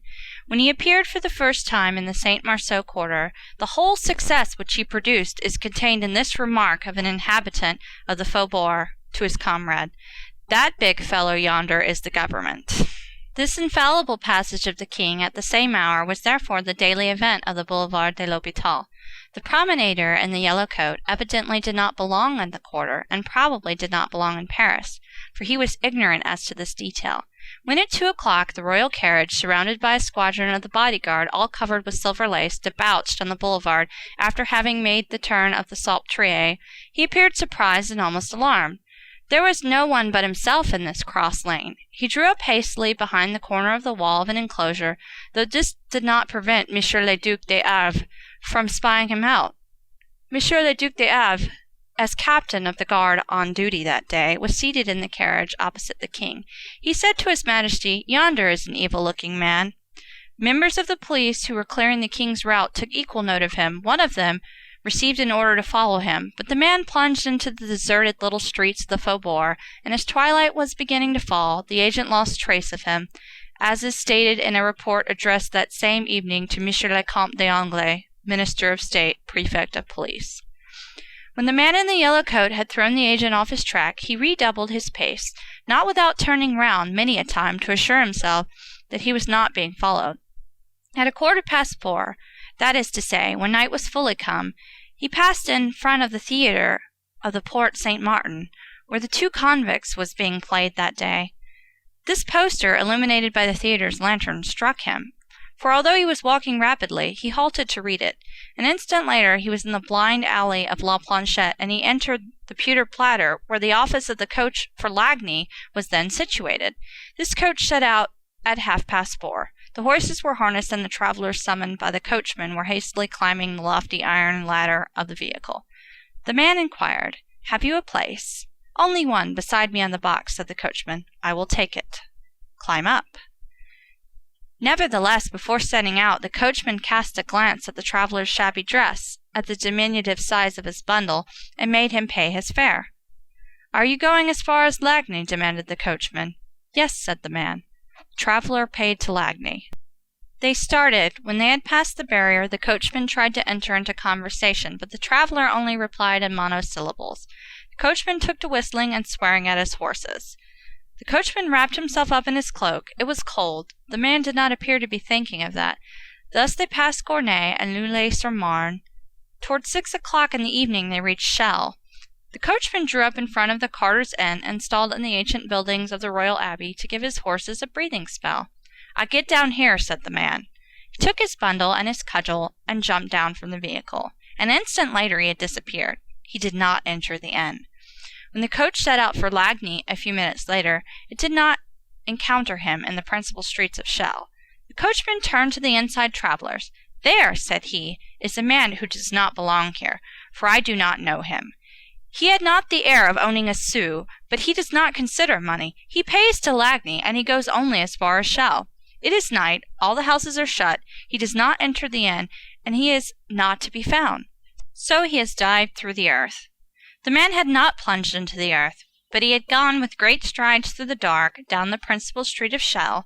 Then he had turned to the right before reaching the church and to the cross leading to Montfermeil, like a person who was acquainted with the country and had been there before. He followed this road rapidly. At the spot where it intersected by the ancient tree-bordered road which runs from Gagny to Lagny, he heard people coming. He concealed himself precipitately in a ditch, and there waited until the passers-by were at a distance. The precaution was nearly superfluous, however, for, as we have already said, it was a very dark December night. Not more than 2 or 3 stars were visible in the sky. It is at this point that the ascent of the hill begins. The man did not return to the road to Montfermeil. He struck across the fields to the right, and entered the forest with long strides. Once in the forest, he slackened his pace and began a careful examination of all the trees, advancing step by step, as though seeking and following a mysterious road known to himself alone. There came a moment when he appeared to lose himself, and he paused in indecision. At last he arrived, by dint of feeling his way inch by inch, at a clearing where there was a heap of whitish stones. He stepped up briskly to these stones, and examined them attentively through the mists of night, as though he were passing them in review. A large tree, covered with these excrescences, which are the warts of vegetation, stood a few paces distant from the pile of stones. He went up to this tree, and passed his hand over the bark of the trunk, as though seeking to recognize and count all the warts. Opposite this tree, which was an ash, there was a chestnut tree, suffering from a peeling of the bark, to which a band of zinc had been nailed by way of dressing. He raised himself on tiptoe and touched the band of zinc. Then he trod about for a while on the ground comprised in the space between the tree and the heap of stones, like a person who is trying to assure himself that the soil has not recently been disturbed. That done, he took his bearings and resumed his march through the forest. It was the man who had just met Cosette. As he walked through the thicket in the direction of Montfermeil, he had espied that tiny shadow moving with a groan, depositing a burden on the ground, then taking it up and setting out again. He drew near and perceived that it was a very young child, laden with an enormous bucket of water. Then he approached the child and silently grasped the handle of the bucket. End of Book 3, Chapter 6. Recording by Jacqueline Provo, Richmond, Virginia. Book 3. Accomplishment of the Promise Made to the Dead Woman. Chapter 7. Cosette side by side with the stranger in the dark. Cosette, as we have said, was not frightened. The man accosted her. He spoke in a voice that was grave and almost bass. "My child, what you are carrying is very heavy for you." Cosette raised her head and replied, "Yes, sir." "Give it to me," said the man. "I will carry it for you." Cosette let go of the bucket handle. The man walked along beside her. "It really is very heavy," he muttered between his teeth. Then he added, "How old are you, little one?" "8, sir." "And have you come far like this?" "From the spring in the forest." "Are you going far?" "A good quarter of an hour's walk from here." The man said nothing for a moment. Then he remarked abruptly, "So you have no mother?" "I don't know," answered the child. Before the man had time to speak again, she added, "I don't think so. Other people have mothers. I have none." And after a silence, she went on, "I think that I never had any." The man halted. He set the bucket on the ground, bent down and placed both hands on the child's shoulders, making an effort to look at her and to see her face in the dark. Cosette's thin and sickly face was vaguely outlined by the livid light in the sky. "What is your name?" said the man. "Cosette." The man seemed to have received an electric shock. He looked at her once more. Then he removed his hands from Cosette's shoulders, seized the bucket, and set out again. After a moment, he inquired, "Where do you live, little one?" "At Montfermeil, if you know where that is." "That is where we are going?" "Yes, sir." He paused, then began again. "Who sent you at such an hour to get water in the forest?" "It was Madame Thenardier." The man resumed, in a voice which he strove to render indifferent, but in which there was, nevertheless, a singular tremor. "What does your Madame Thenardier do?" "She is my mistress," said the child. "She keeps the inn." "The inn," said the man. "Well, I am going to lodge there tonight. Show me the way." "We are on the way there," said the child. The man walked tolerably fast. Cosette followed him without difficulty. She no longer felt any fatigue.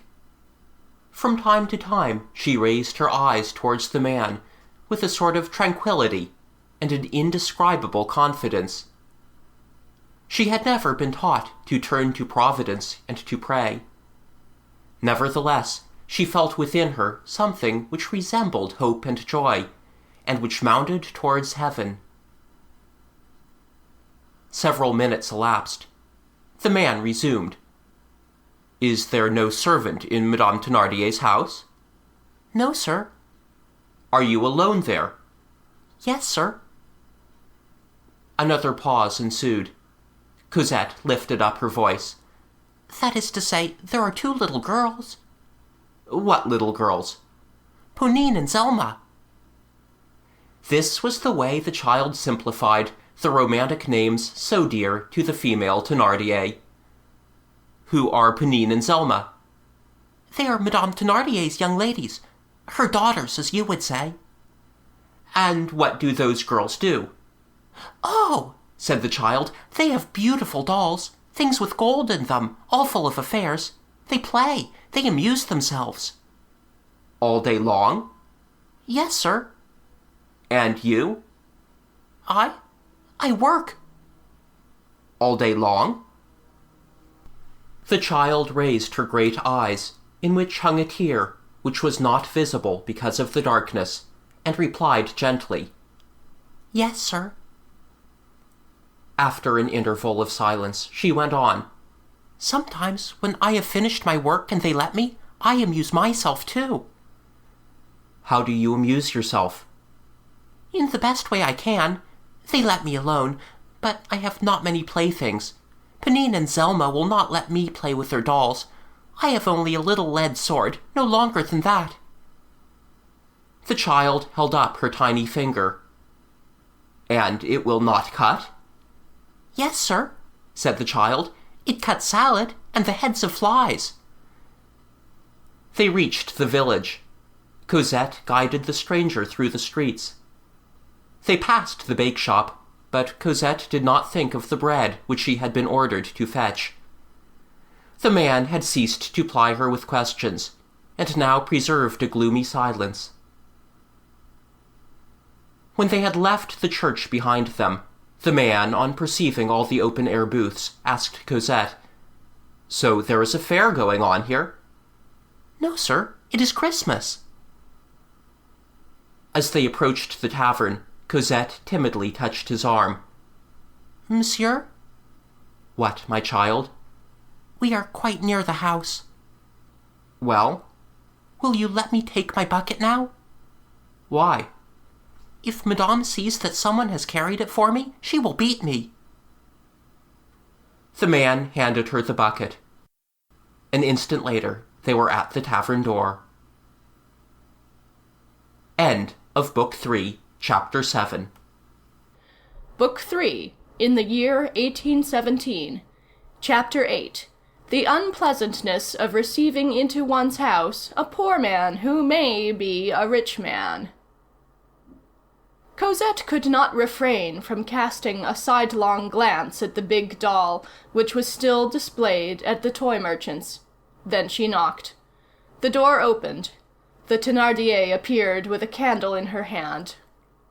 "Ah, so it's you, you little wretch! Good mercy, but you've taken your time. The hussy has been amusing herself."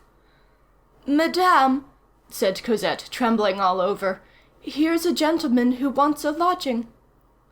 The Thénardier speedily replaced her gruff air by her amiable grimace, a change of aspect common to tavern-keepers, and eagerly sought the newcomer with her eyes. "This is the gentleman?" said she. "Yes, madame," replied the man, raising his hand to his hat. Wealthy travellers are not so polite. This gesture, and an inspection of the stranger's costume and baggage, which the Thénardier passed in review with one glance, caused the amiable grimace to vanish, and the gruff mien to reappear. She resumed dryly, "Enter, my good man." The good man entered. The Thénardier cast a second glance at him, paid particular attention to his frock-coat, which was absolutely threadbare, and to his hat, which was a little battered, and tossing her head, wrinkling her nose, and screwing up her eyes, she consulted her husband, who was still drinking with the carters. The husband replied by that imperceptible movement of the forefinger, which, backed up by an inflation of the lips, signifies in such cases a regular beggar. Thereupon the Thénardier exclaimed, "Ah, see here, my good man, I am very sorry, but I have no room left." "Put me where you like," said the man, "in the attic, in the stable. I will pay as though I occupied a room." 40 sous. 40 sous, agreed. "Very well, then." 40 sous, said a carter in a low tone to the Thénardier woman.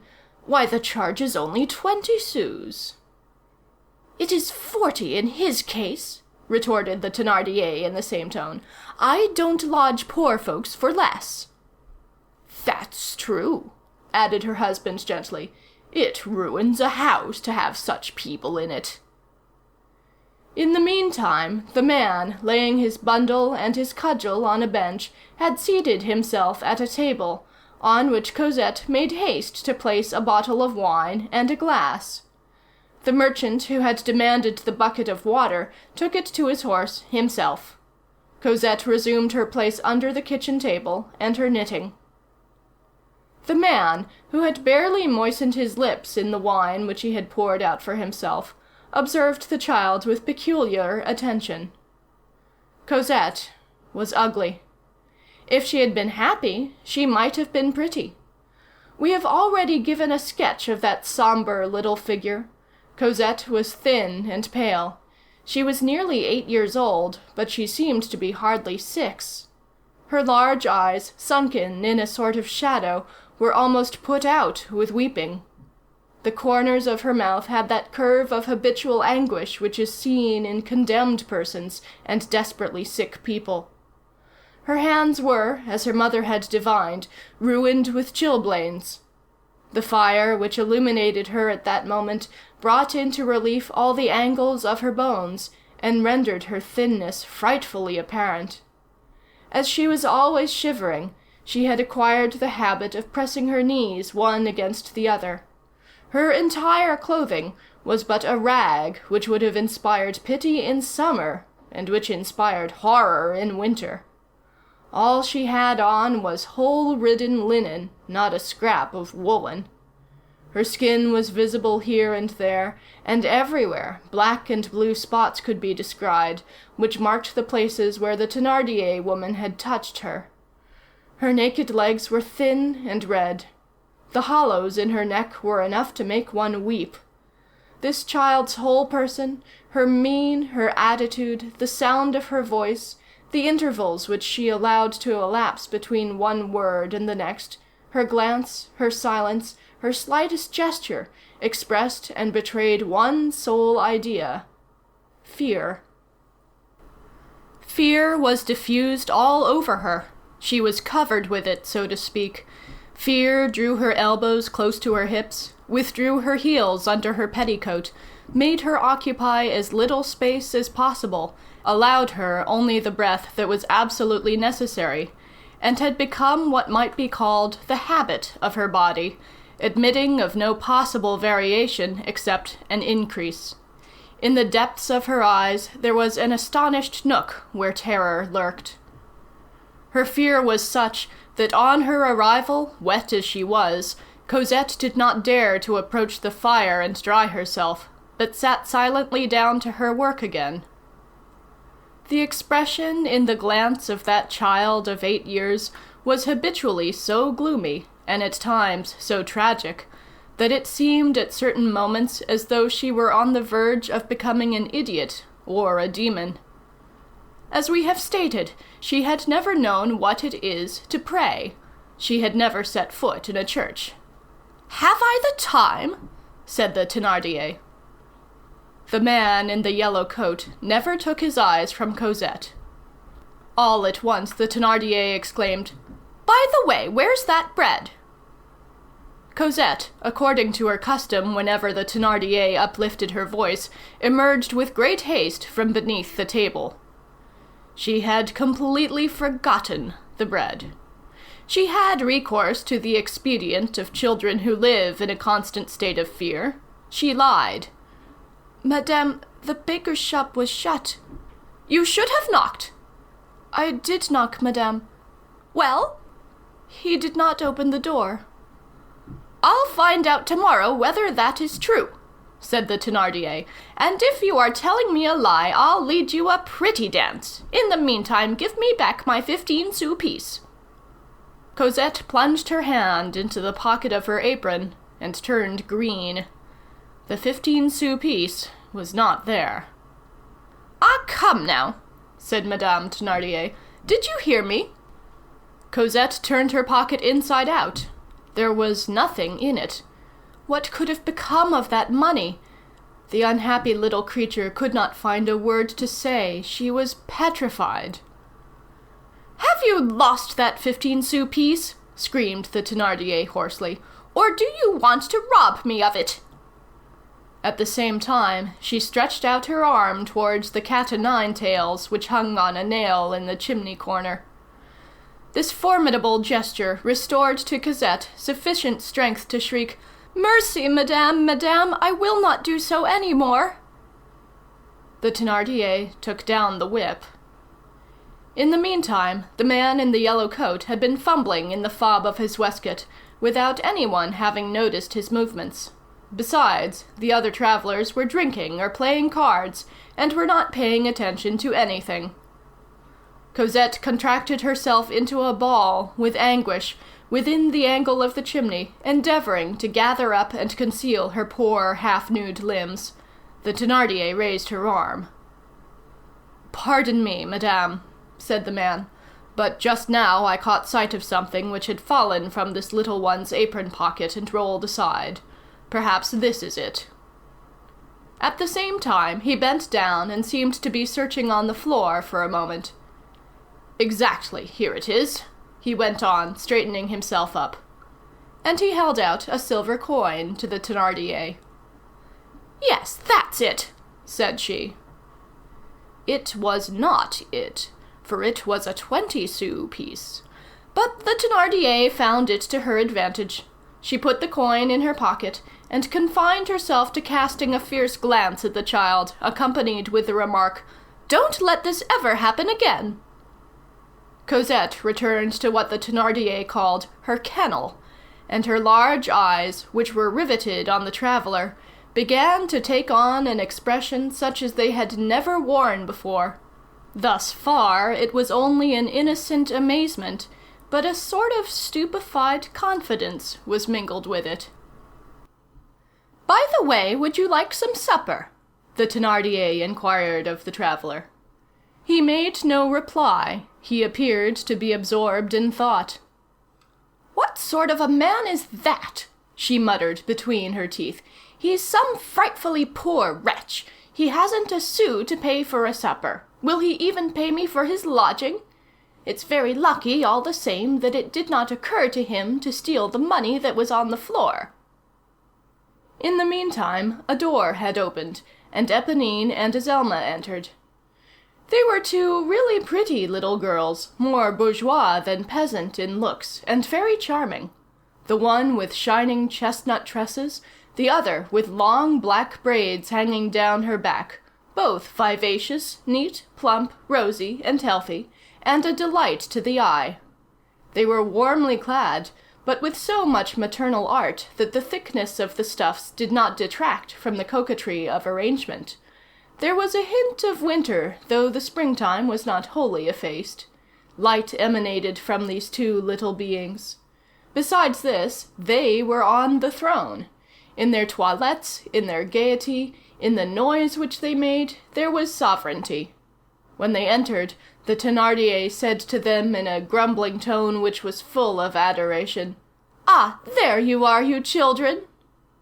Then drawing them one after the other to her knees, smoothing their hair, tying their ribbons afresh, and then releasing them with that gentle manner of shaking off which is peculiar to mothers, she exclaimed, "What frights they are!" They went and seated themselves in the chimney corner. They had a doll, which they turned over and over on their knees with all sorts of joyous chatter. From time to time, Cosette raised her eyes from her knitting, and watched their play with a melancholy air. Éponine and Azelma did not look at Cosette. She was the same as a dog to them. These three little girls did not yet reckon up 24 years between them, but they already represented the whole society of man, envy on the one side, disdain on the other. The doll of the Thénardier sisters was very much faded, very old, and much broken, but it seemed none the less admirable to Cosette, who had never had a doll in her life, a real doll, to make use of the expression which all children will understand. All at once, the Thénardier, who had been going back and forth in the room, perceived that Cosette's mind was distracted, and that, instead of working, she was paying attention to the little ones at their play. "Ah, I've caught you at it!" she cried. "So that's the way you work! I'll make you work to the tune of the whip, that I will!" The stranger turned to the Thénardier without quitting his chair. "Bah, madame," he said with an almost timid air, "let her play." Such a wish, expressed by a traveller who had eaten a slice of mutton and had drunk a couple of bottles of wine with his supper, and who had not the air of being frightfully poor, would have been equivalent to an order.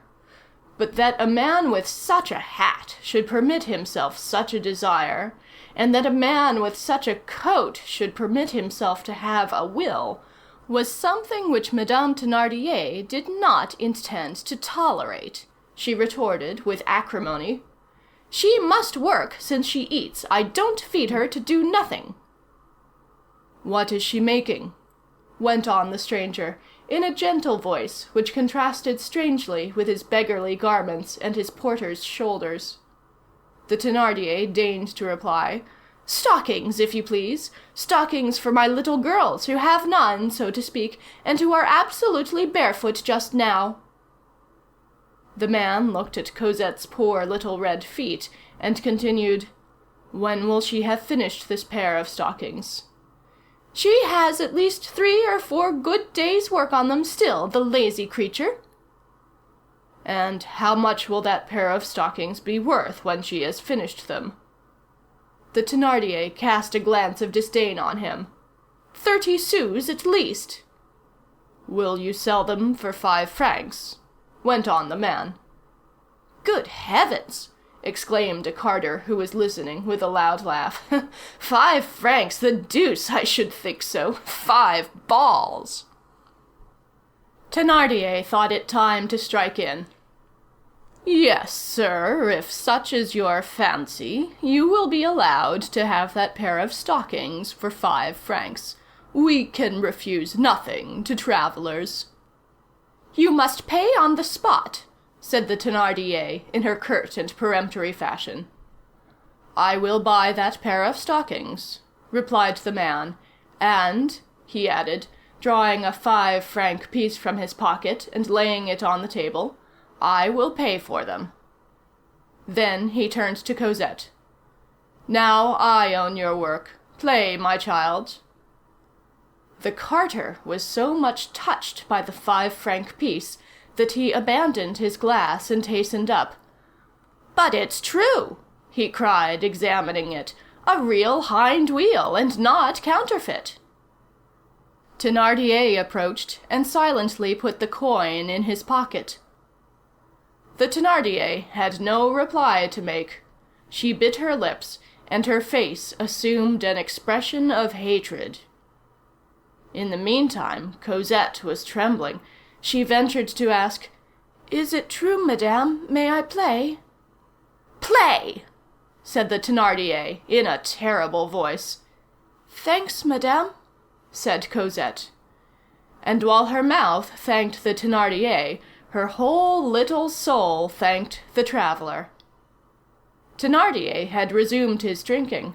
His wife whispered in his ear, "Who can this yellow man be?" "I have seen millionaires with coats like that," replied Thénardier in a sovereign manner. Cosette had dropped her knitting, but had not left her seat. Cosette always moved as little as possible. She picked up some old rags and her little lead sword from a box behind her. Éponine and Azelma paid no attention to what was going on. They had just executed a very important operation. They had just got hold of the cat. They had thrown their doll on the ground, and Éponine, who was the elder, was swathing the little cat, in spite of its mewing and its contortions, in a quantity of clothes and red and blue scraps. While performing this serious and difficult work, she was saying to her sister in that sweet and adorable language of children, whose grace, like the splendor of the butterfly's wing, vanishes when one essays to fix it fast. "You see, sister, this doll is more amusing than the other. She twists, she cries, she is warm. See, sister, let us play with her. She shall be my little girl. I will be a lady. I will come to see you, and you shall look at her. Gradually you will perceive her whiskers, and that will surprise you. And then you will see her ears, and then you will see her tail, and it will amaze you. And you will say to me, 'Ah, mon Dieu,' and I will say to you, 'Yes, madame, it is my little girl. Little girls are made like that just at present.'" Azelma listened admiringly to Éponine. In the meantime, the drinkers had begun to sing an obscene song, and to laugh at it until the ceiling shook. Thénardier accompanied and encouraged them. As birds make nests out of everything, so children make a doll out of anything which comes to hand. While Éponine and Azelma were bundling up the cat, Cosette, on her side, had dressed up her sword. That done, she laid it in her arms and sang to it softly to lull it to sleep. The doll is one of the most imperious needs, and, at the same time, one of the most charming instincts of feminine childhood. To care for, to clothe, to deck, to dress, to undress, to redress, to teach, scold a little, to rock, to dandle, to lull to sleep, to imagine that something is someone, therein lies the whole woman's future. While dreaming and chattering, making tiny outfits and baby clothes, while sewing little gowns and corsages and bodices, the child grows into a young girl, the young girl into a big girl, the big girl into a woman. The first child is the continuation of the last doll. A little girl without a doll is almost as unhappy, and quite as impossible, as a woman without children. So, Cosette had made herself a doll out of the sword. Madame Thénardier approached the yellow man. "My husband is right," she thought. Perhaps it is Monsieur Lafitte. There are such queer rich men." She came and set her elbows on the table. "Monsieur," said she. At this word, monsieur, the man turned. Up to that time, the Thénardier had addressed him only as brave homme or bonhomme. "You see, sir," she pursued, assuming a sweetish air that was even more repulsive to behold than her fierce mien, "I am willing that the child should play. I do not oppose it, but it is good for once, because you are generous. You see, she has nothing. She must needs work." "Then this child is not yours?" demanded the man. "Oh, mon Dieu, no, sir. She is a little beggar whom we have taken in through charity, a sort of imbecile child. She must have water on the brain. She has a large head, as you see. We do what we can for her, for we are not rich. We have written in vain to her native place and have received no reply these 6 months. It must be that her mother is dead." "Ah," said the man, and fell into his reverie once more. "Her mother didn't amount to much," added the Thénardier. "She abandoned her child." During the whole of this conversation, Cosette, as though warned by some instinct that she was under discussion, had not taken her eyes from the Thénardier's face. She listened vaguely, she caught a few words here and there. Meanwhile, the drinkers, all 3/4 intoxicated, were repeating their unclean refrain with redoubled gaiety. It was a highly spiced and wanton song, in which the Virgin and the infant Jesus were introduced. The Thénardier went off to take part in the shouts of laughter. Cosette, from her post under the table, gazed at the fire, which was reflected from her fixed eyes. She had begun to rock the sort of baby which she had made, and as she rocked it, she sang in a low voice, "My mother is dead, my mother is dead, my mother is dead." On being urged afresh by the hostess, the yellow man, the millionaire, consented at last to take supper. "What does monsieur wish?" "Bread and cheese," said the man. "Decidedly he is a beggar," thought Madame Thénardier. The drunken men were still singing their song, and the child under the table was singing hers. All at once, Cosette paused. She had just turned round and caught sight of the little Thénardier's doll, which they had abandoned for the cat, and had left on the floor a few paces from the kitchen table. Then she dropped the swaddled sword, which only half met her needs, and cast her eyes slowly round the room. Madame Thénardier was whispering to her husband and counting over some money. Ponine and Zelma were playing with the cat. The travellers were eating or drinking or singing. Not a glance was fixed on her. She had not a moment to lose. She crept out from under the table on her hands and knees, made sure once more that no one was watching her. Then she slipped quickly up to the doll and seized it. An instant later she was in her place again, seated motionless, and only turned so as to cast a shadow on the doll which she held in her arms. The happiness of playing with a doll was so rare for her that it contained all the violence of voluptuousness. No one had seen her, except the traveller, who was slowly devouring his meagre supper. This joy lasted about 1/4 of an hour. But with all the precautions that Cosette had taken, she did not perceive that one of the doll's legs stuck out, and that the fire on the hearth lighted it up very vividly. That pink and shining foot, projecting from the shadow, suddenly struck the eye of Azelma, who said to Éponine, "Look, sister!" The 2 little girls paused in stupefaction. Cosette had dared to take their doll! Éponine rose, and, without releasing the cat, she ran to her mother and began to tug at her skirt.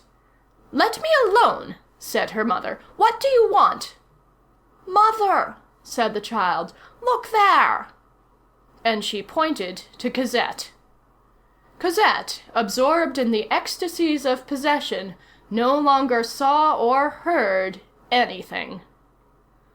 Madame Thénardier's countenance assumed that peculiar expression which is composed of the terrible mingled with the trifles of life, and which has caused this style of woman to be named Megaras. On this occasion, wounded pride exasperated her wrath still further. Cosette had overstepped all bounds. Cosette had laid violent hands on the doll belonging to these young ladies. A czarina who should see a moujik trying on her imperial son's blue ribbon would wear no other face. She shrieked, in a voice rendered hoarse with indignation, "Cosette!" Cosette started as though the earth had trembled beneath her. She turned round. "Cosette!" repeated the Thénardier. Cosette took the doll and laid it gently on the floor with a sort of veneration mingled with despair. Then, without taking her eyes from it, she clasped her hands, and, what is terrible to relate of a child of that age, she wrung them. Then, not one of the emotions of the day, neither the trip to the forest, nor the weight of the bucket of water, nor the loss of the money, nor the sight of the whip, nor even the sad words which she had heard Madame Thénardier utter, had been able to wring this from her. She wept, she burst out sobbing. Meanwhile, the traveller had risen to his feet. "What is the matter?" he said to the Thénardier. "Don't you see?" said the Thénardier, pointing to the corpus delicti which lay at Cosette's feet. "Well, what of it?" resumed the man. "That beggar," replied the Thénardier, "has permitted herself to touch the children's doll." "All this noise for that," said the man. "Well, what if she did play with that doll?" "She touched it with her dirty hands," pursued the Thénardier, "with her frightful hands." Here Cosette redoubled her sobs. "Will you stop your noise?" screamed the Thénardier. The man went straight to the street door, opened it, and stepped out. As soon as he had gone, the Thénardier profited by his absence to give Cosette a hearty kick under the table, which made the child utter loud cries. The door opened again. The man reappeared. He carried in both hands the fabulous doll which we have mentioned, and which all the village brats had been staring at ever since the morning, and he set it upright in front of Cosette, saying, "Here, this is for you." It must be supposed that, in the course of the hour and more which he had spent there, he had taken confused notice through his reverie of that toy shop, lighted up by fire-pots and candles so splendidly that it was visible like an illumination through the window of the drinking shop. Cosette raised her eyes. She gazed at the man approaching her with that doll as she might have gazed at the sun. She heard the unprecedented words, "It is for you." She stared at him. She stared at the doll. Then she slowly retreated and hid herself at the extreme end under the table in a corner of the wall. She no longer cried. She no longer wept. She had the appearance of no longer daring to breathe. The Thénardier, Éponine, and Azelma were like statues also. The very drinkers had paused. A solemn silence reigned through the whole room.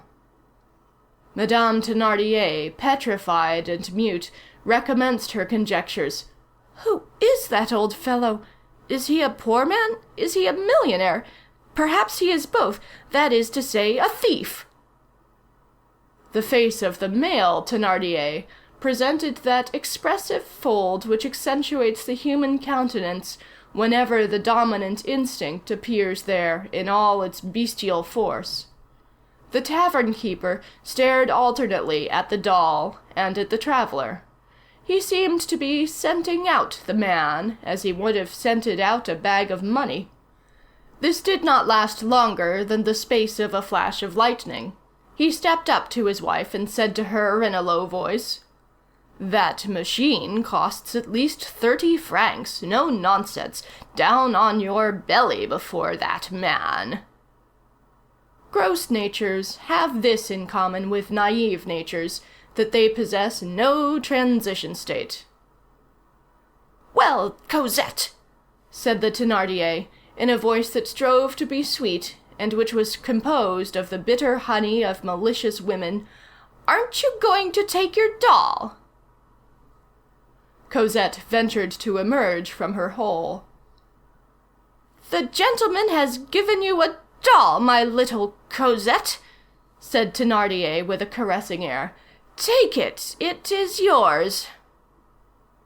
Cosette gazed at the marvelous doll in a sort of terror. Her face was still flooded with tears, but her eyes began to fill, like the sky at daybreak, with strange beams of joy.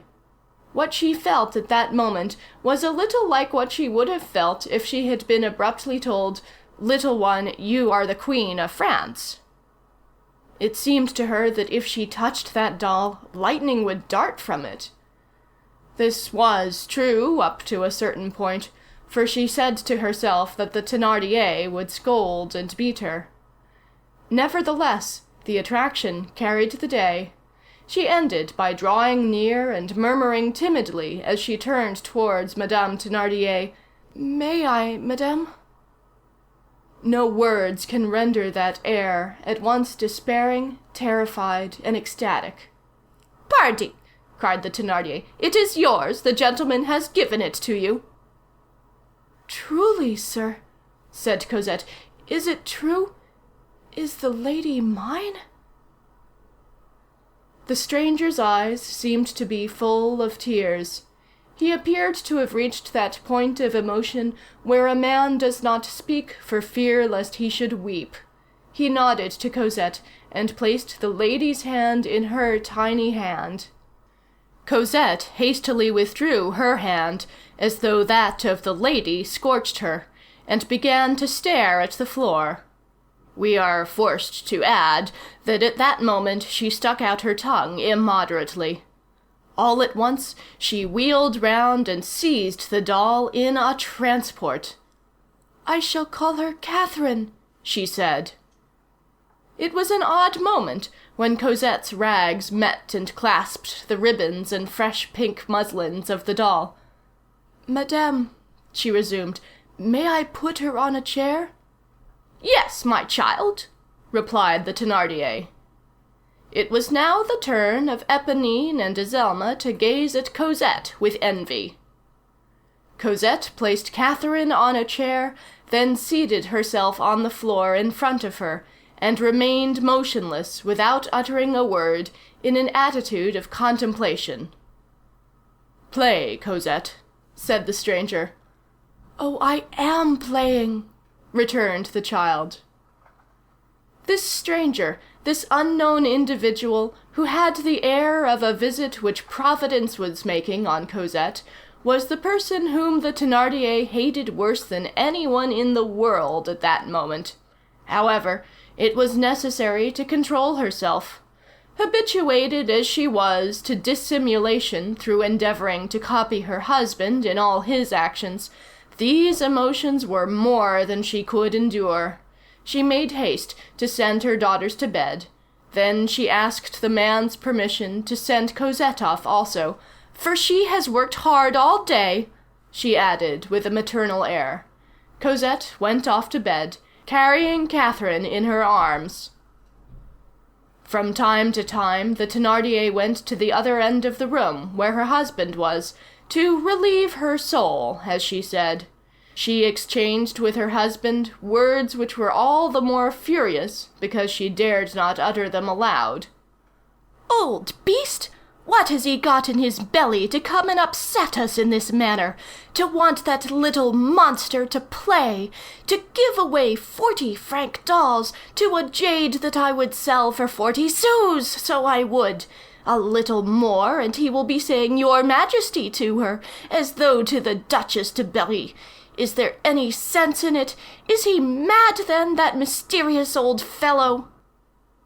"Why, it is perfectly simple," replied Thénardier, "if that amuses him. It amuses you to have the little one work. It amuses him to have her play. He's all right. A traveller can do what he pleases when he pays for it. If the old fellow is a philanthropist, what is that to you? If he is an imbecile, it does not concern you. What are you worrying for so long as he has money?" The language of a master and the reasoning of an innkeeper, neither of which admitted of any reply. The man had placed his elbows on the table and resumed his thoughtful attitude. All the other travellers, both pedlars and carters, had withdrawn a little and had ceased singing. They were staring at him from a distance with a sort of respectful awe. This poorly dressed man, who drew hind wheels from his pocket with so much ease, and who lavished gigantic dolls on dirty little brats in wooden shoes, was certainly a magnificent fellow, and one to be feared. Many hours passed. The midnight mass was over, the chimes had ceased, the drinkers had taken their departure, the drinking shop was closed, the public room was deserted, the fire extinct. The stranger still remained in the same place and the same attitude. From time to time he changed the elbow on which he leaned. That was all, but he had not said a word since Cosette had left the room. The Thénardiers alone, out of politeness and curiosity, had remained in the room. "Is he going to pass the night in that fashion?" grumbled the Thénardier. When 2 o'clock in the morning struck, she declared herself vanquished, and said to her husband, "I'm going to bed. Do as you like." The husband seated himself at a table in the corner, lighted a candle, and began to read the Courrier Français. A good hour passed thus. The worthy innkeeper had perused the Courrier Français at least 3 times from the date of the number to the printer's name.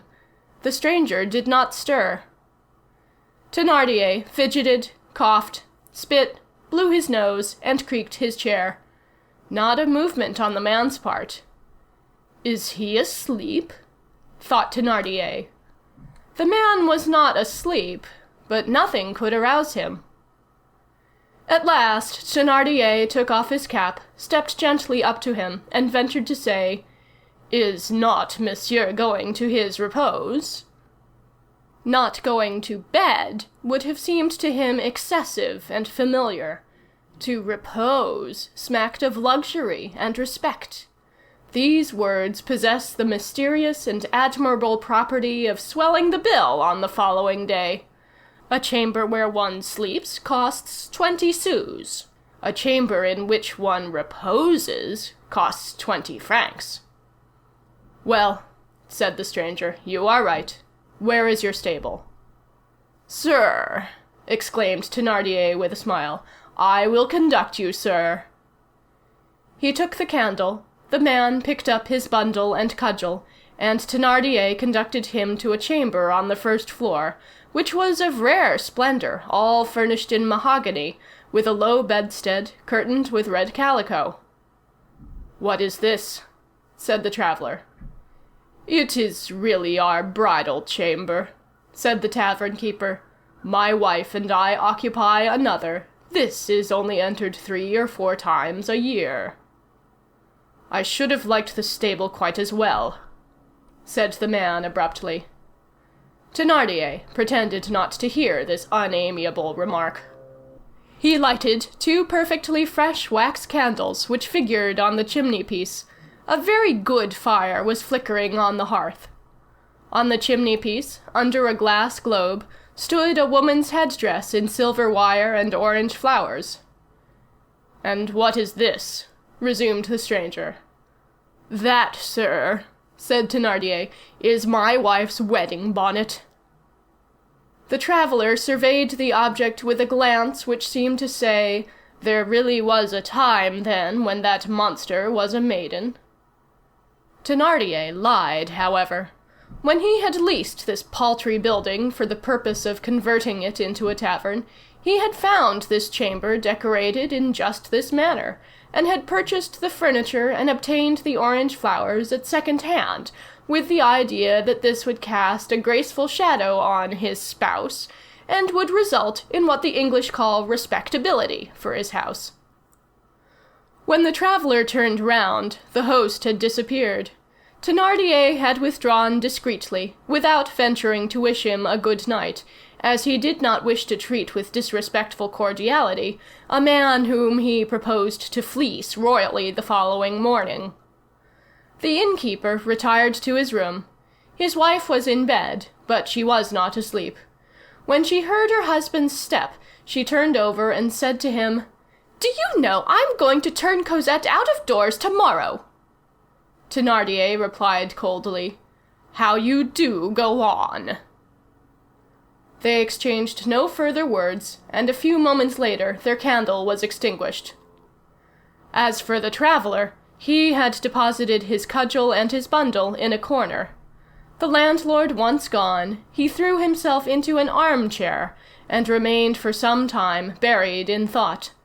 Then he removed his shoes, took one of the two candles, blew out the other, opened the door, and quitted the room, gazing about him like a person who is in search of something. He traversed a corridor and came upon a staircase. There he heard a very faint and gentle sound like the breathing of a child. He followed this sound, and came to a sort of triangular recess built under the staircase, or rather formed by the staircase itself. This recess was nothing else than the space under the steps. There, in the midst of all sorts of old papers and potsherds, among dust and spiders' webs, was a bed, if one can call by the name of bed a straw pallet so full of holes as to display the straw, and a coverlet so tattered as to show the pallet. No sheets. This was placed on the floor. In this bed Cosette was sleeping. The man approached and gazed down upon her. Cosette was in a profound sleep. She was fully dressed. In the winter she did not undress in order that she might not be so cold. Against her breast was pressed the doll, whose large eyes, wide open, glittered in the dark. From time to time she gave vent to a deep sigh, as though she were on the point of waking, and she strained the doll almost convulsively in her arms. Beside her bed there was only one of her wooden shoes.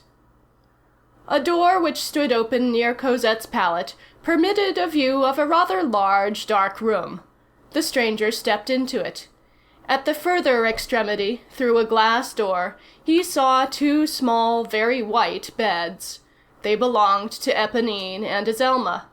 Behind these beds, and half hidden, stood an uncurtained wicker cradle in which the little boy who had cried all the evening lay asleep. The stranger conjectured that this chamber connected with that of the Thénardier pair. He was on the point of retreating when his eye fell upon the fireplace, one of those vast tavern chimneys where there is always so little fire when there is any fire at all, and which are so cold to look at. There was no fire in this one. There was not even ashes. But there was something which attracted the stranger's gaze, nevertheless. It was two tiny children's shoes, coquettish in shape and unequal in size. The traveller recalled the graceful and immemorial custom, in accordance with which children place their shoes in the chimney on Christmas Eve, there to await in the darkness some sparkling gift from their good fairy. Éponine and Azelma had taken care not to omit this, and each of them had set one of her shoes on the hearth. The traveller bent over them. The fairy, that is to say, their mother, had already paid her visit, and in each he saw a brand-new and shining 10-sou piece. The man straightened himself up, and was on the point of withdrawing, when far in the darkest corner of the hearth, he caught sight of another object. He looked at it, and recognized a wooden shoe, a frightful shoe of the coarsest description, half dilapidated, and all covered with ashes and dried mud. It was Cosette's sabot. Cosette, with that touching trust of childhood, which can always be deceived, yet never discouraged, had placed her shoe on the hearthstone also. Hope in a child who has never known anything but despair is a sweet and touching thing. There was nothing in this wooden shoe. The stranger fumbled in his waistcoat, bent over, and placed a louis d'or in Cosette's shoe. Then he regained his own chamber with the stealthy tread of a wolf. End of Book 3, Chapter 8. Book 3. Accomplishment of the Promise Made to the Dead Woman. Chapter 9. Thenardier and His Manoeuvres. On the following morning, 2 hours at least before daybreak, Thenardier, seated beside a candle in the public room of the tavern, pen in hand, was making out the bill for the traveller with the yellow coat. His wife, standing beside him and half bent over him, was following him with her eyes. They exchanged not a word. On the one hand, there was profound meditation. On the other, the religious admiration with which one watches the birth and development of a marvel of the human mind. A noise was audible in the house. It was the lark sweeping the stairs. After the lapse of a good quarter of an hour and some erasures, Thenardier produced the following masterpiece. Bill of the gentleman in number 1. Supper, 3 francs. Chamber, 10 francs. Candle, 5 francs. Fire, 4 francs. Service, 1 franc. Total, 23 francs. Service was written service. 23 francs! Cried the woman, with an enthusiasm which was mingled with some hesitation. Like all great artists, Thenardier was dissatisfied. Phew! He exclaimed. It was the accent of Castlereagh auditing France's bill at the Congress of Vienna. Monsieur Thenardier, you are right, he certainly owes that, murmured the wife, who was thinking of the doll bestowed on Cosette in the presence of her daughters. It is just, but it is too much. He will not pay it. Thenardier laughed coldly, as usual, and said, He will pay. This laugh was the supreme assertion of certainty and authority. That which was asserted in this manner must needs be so. His wife did not insist. She set about arranging the table. Her husband paced the room. A moment later, he added, I owe full 1,500 francs. He went and seated himself in the chimney corner, meditating, with his feet among the warm ashes. By the way, resumed his wife, you don't forget that I'm going to turn Cosette out of doors today. The monster! She breaks my heart with that doll of hers. I'd rather marry Louis XVIII than keep her another day in the house. Thenardier lighted his pipe, and replied between 2 puffs, You will hand that bill to the man. Then he went out. Hardly had he left the room when the traveller entered. Thenardier instantly reappeared behind him, and remained motionless in the half-open door, visible only to his wife. The yellow man carried his bundle and his cudgel in his hand. Up so early, said Madame Thenardier. Is monsieur leaving us already? As she spoke thus, she was twisting the bill about in her hands with an embarrassed air, and making creases in it with her nails. Her hard face presented a shade which was not habitual with it, timidity and scruples. To present such a bill to a man who had so completely the air of a poor wretch seemed difficult to her. The traveller appeared to be preoccupied and absent-minded. He replied, "Yes, madame, I am going." "So monsieur has no business in Montfermeil?" "No, I was passing through. That is all. What do I owe you, madame?" he added.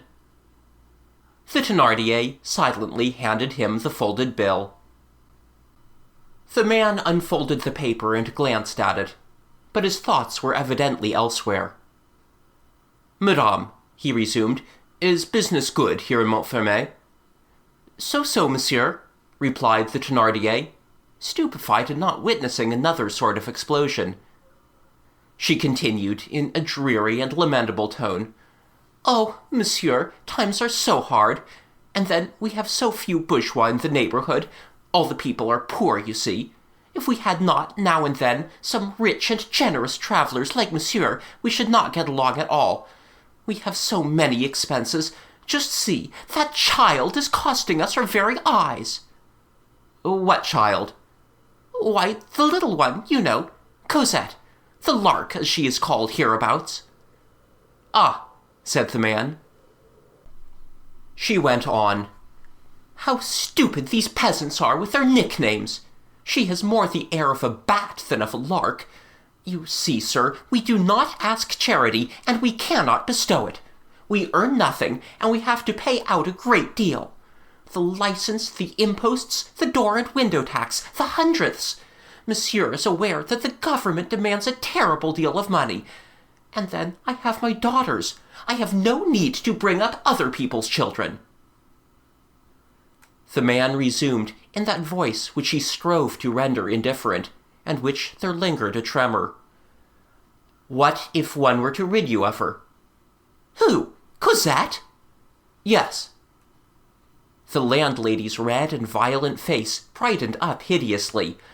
"Ah, sir, my dear sir, take her, keep her, lead her off, carry her away, sugar her, stuff her with truffles, drink her, eat her, and the blessings of the good Holy Virgin and of all the saints of paradise be upon you."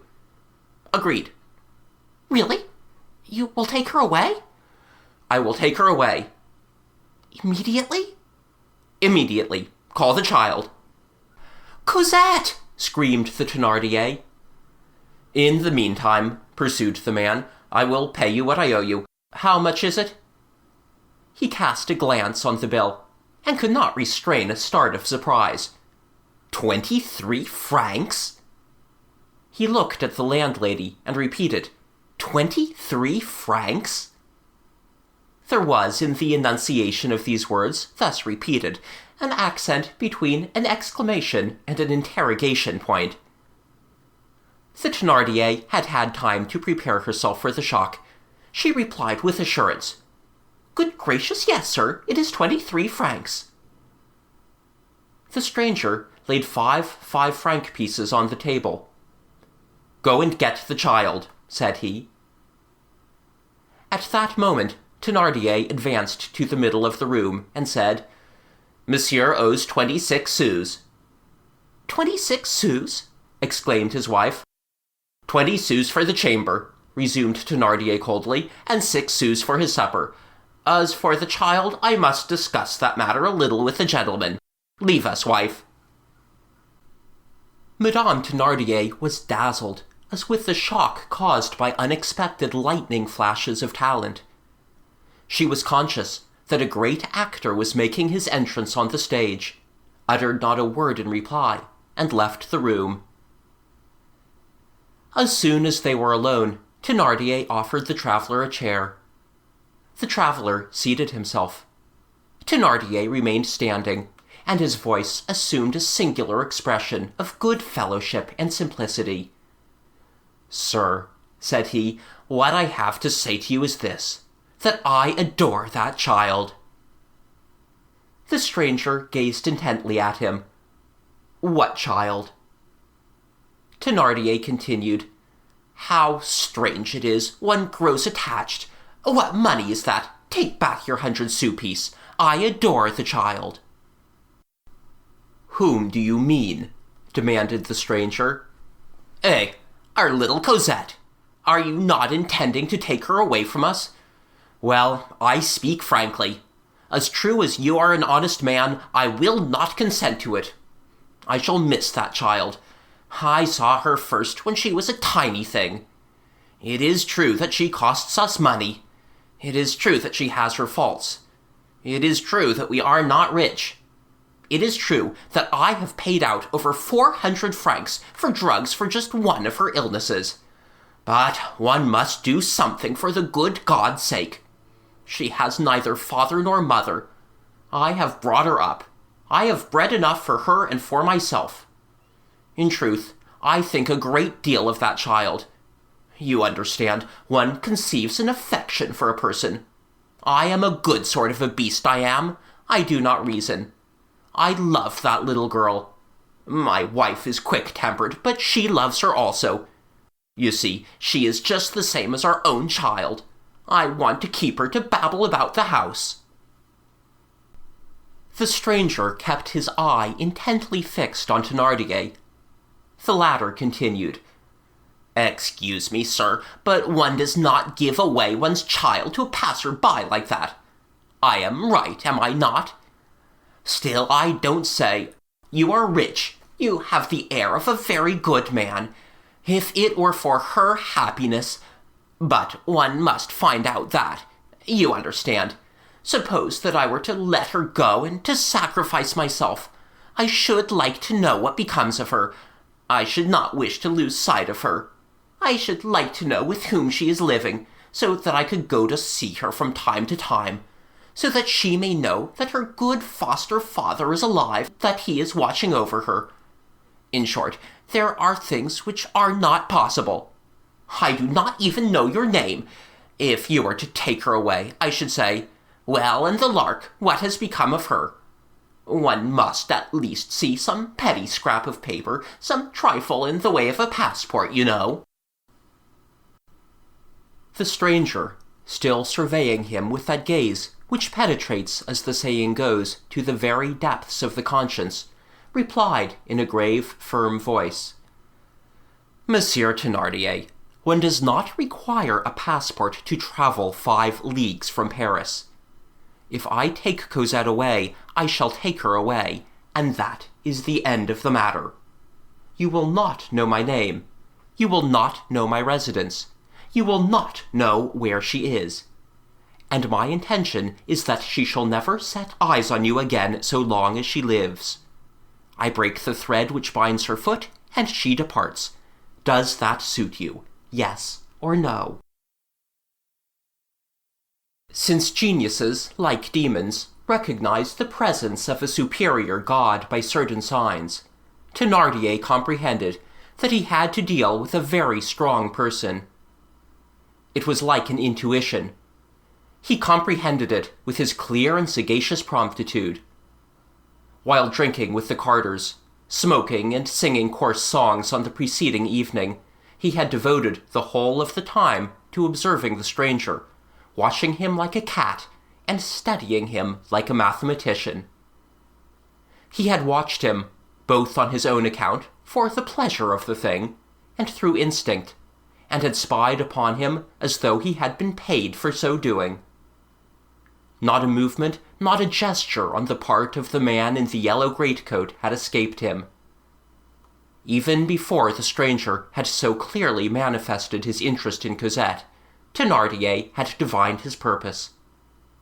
He had caught the old man's deep glances, returning constantly to the child. Who was this man? Why this interest? Why this hideous costume, when he had so much money in his purse? Questions which he put to himself without being able to solve them, and which irritated him. He had pondered it all night long. He could not be Cosette's father. Was he her grandfather? Then why not make himself known at once? When one has a right, one asserts it. This man, evidently, had no right over Cosette. What was it, then? Thenardier lost himself in conjectures. He caught glimpses of everything, but he saw nothing. Be that as it may, on entering into conversation with the man, sure that there was some secret in the case, that the latter had some interest in remaining in the shadow, he felt himself strong. When he perceived from the stranger's clear and firm retort that this mysterious personage was mysterious in so simple a way, he became conscious that he was weak. He had expected nothing of the sort. His conjectures were put to the rout. He rallied his ideas. He weighed everything in the space of a second. Thenardier was one of those men who take in a situation at a glance. He decided that the moment had arrived for proceeding straight forward, and quickly at that. He did as great leaders do at the decisive moment, which they know that they alone recognize. He abruptly unmasked his batteries. "Sir," said he, "I am in need of 1,500 francs. The stranger took from his side pocket an old pocketbook of black leather, opened it, drew out 3 bank bills, which he laid on the table. Then he placed his large thumb on the notes and said to the innkeeper, "Go and fetch Cosette." While this was taking place, what had Cosette been doing? On waking up, Cosette had run to get her shoe. In it she had found the gold piece. It was not a Napoleon. It was one of those perfectly new 20-franc pieces of the Restoration, on whose effigy the little Prussian Q had replaced the laurel wreath. Cosette was dazzled. Her destiny began to intoxicate her. She did not know what a gold piece was. She had never seen one. She hid it quickly in her pocket, as though she had stolen it. Still, she felt that it really was hers. She guessed whence her gift had come, but the joy which she experienced was full of fear.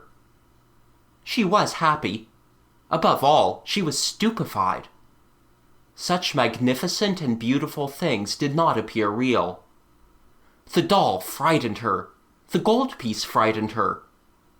She trembled vaguely in the presence of this magnificence. The stranger alone did not frighten her. On the contrary, he reassured her. Ever since the preceding evening, amid all her amazement, even in her sleep, she had been thinking in her little childish mind of that man who seemed so poor and so sad, and who was so rich and so kind. Everything had changed for her since she had met that good man in the forest. Cosette, less happy than the most insignificant swallow of heaven, had never known what it was to take refuge under a mother's shadow and under a wing. For the last 5 years, that is to say, as far back as her memory ran, the poor child had shivered and trembled. She had always been exposed completely naked to the sharp wind of adversity. Now it seemed to her she was clothed. Formerly her soul had seemed cold. Now it was warm. Cosette was no longer afraid of the Thenardier. She was no longer alone. There was someone there. She hastily set about her regular morning duties. That louis which she had about her, in the very apron pocket whence the 15-sou piece had fallen on the night before, distracted her thoughts. She dared not touch it, but she spent 5 minutes in gazing at it, with her tongue hanging out, if the truth must be told. As she swept the staircase, she paused, remained standing there motionless, forgetful of her broom and of the entire universe, occupied in gazing at that star which was blazing at the bottom of her pocket. It was during one of these periods of contemplation that the Thenardier joined her. She had gone in search of Cosette at her husband's orders. What was quite unprecedented, she neither struck her nor said an insulting word to her. "Cosette," she said, almost gently, "come immediately." An instant later, Cosette entered the public room. The stranger took up the bundle which he had brought and untied it. This bundle contained a little woolen gown, an apron, a fustian bodice, a kerchief, a petticoat, woolen stockings, shoes. A complete outfit for a girl of 7 years. All was black. "My child," said the man, "take these and go and dress yourself quickly." Daylight was appearing when those of the inhabitants of Montfermeil who had begun to open their doors beheld a poorly clad old man leading a little girl dressed in mourning and carrying a pink doll in her arms pass along the road to Paris. They were going in the direction of Livry. It was our man and Cosette. No one knew the man. As Cosette was no longer in rags, many did not recognize her. Cosette was going away. With whom? She did not know. Whither? She knew not. All that she understood was that she was leaving the Thenardier tavern behind her. No one had thought of bidding her farewell, nor had she thought of taking leave of anyone. She was leaving that hated and hating house. Poor, gentle creature, whose heart had been repressed up to that hour. Cosette walked along gravely, with her large eyes wide open and gazing at the sky. She had put her louis in the pocket of her new apron. From time to time she bent down and glanced at it. Then she looked at the good man. She felt something as though she were beside the good God. End of Book 3, Chapter 9. Book 3. Accomplishment of the Promise Made to the Dead Woman. Chapter 10. He who seeks to better himself may render his situation worse. Madame Thenardier had allowed her husband to have his own way, as was her wont. She had expected great results. When the man and Cosette had taken their departure, Thenardier allowed a full quarter of an hour to elapse. Then he took her aside and showed her the 1,500 francs. "Is that all?" said she. It was the first time since they had set up housekeeping that she had dared to criticize one of the master's acts. The blow told. "You are right, in sooth," said he. "I am a fool. Give me my hat." He folded up the 3 bank bills, thrust them into his pocket, and ran out in all haste. But he made a mistake, and turned to the right first. Some neighbors, of whom he made inquiries, put him on the track again. The Lark and the man had been seen going in the direction of Livry. He followed these hints, walking with great strides, and talking to himself the while. "That man is evidently a million dressed in yellow, and I am an animal.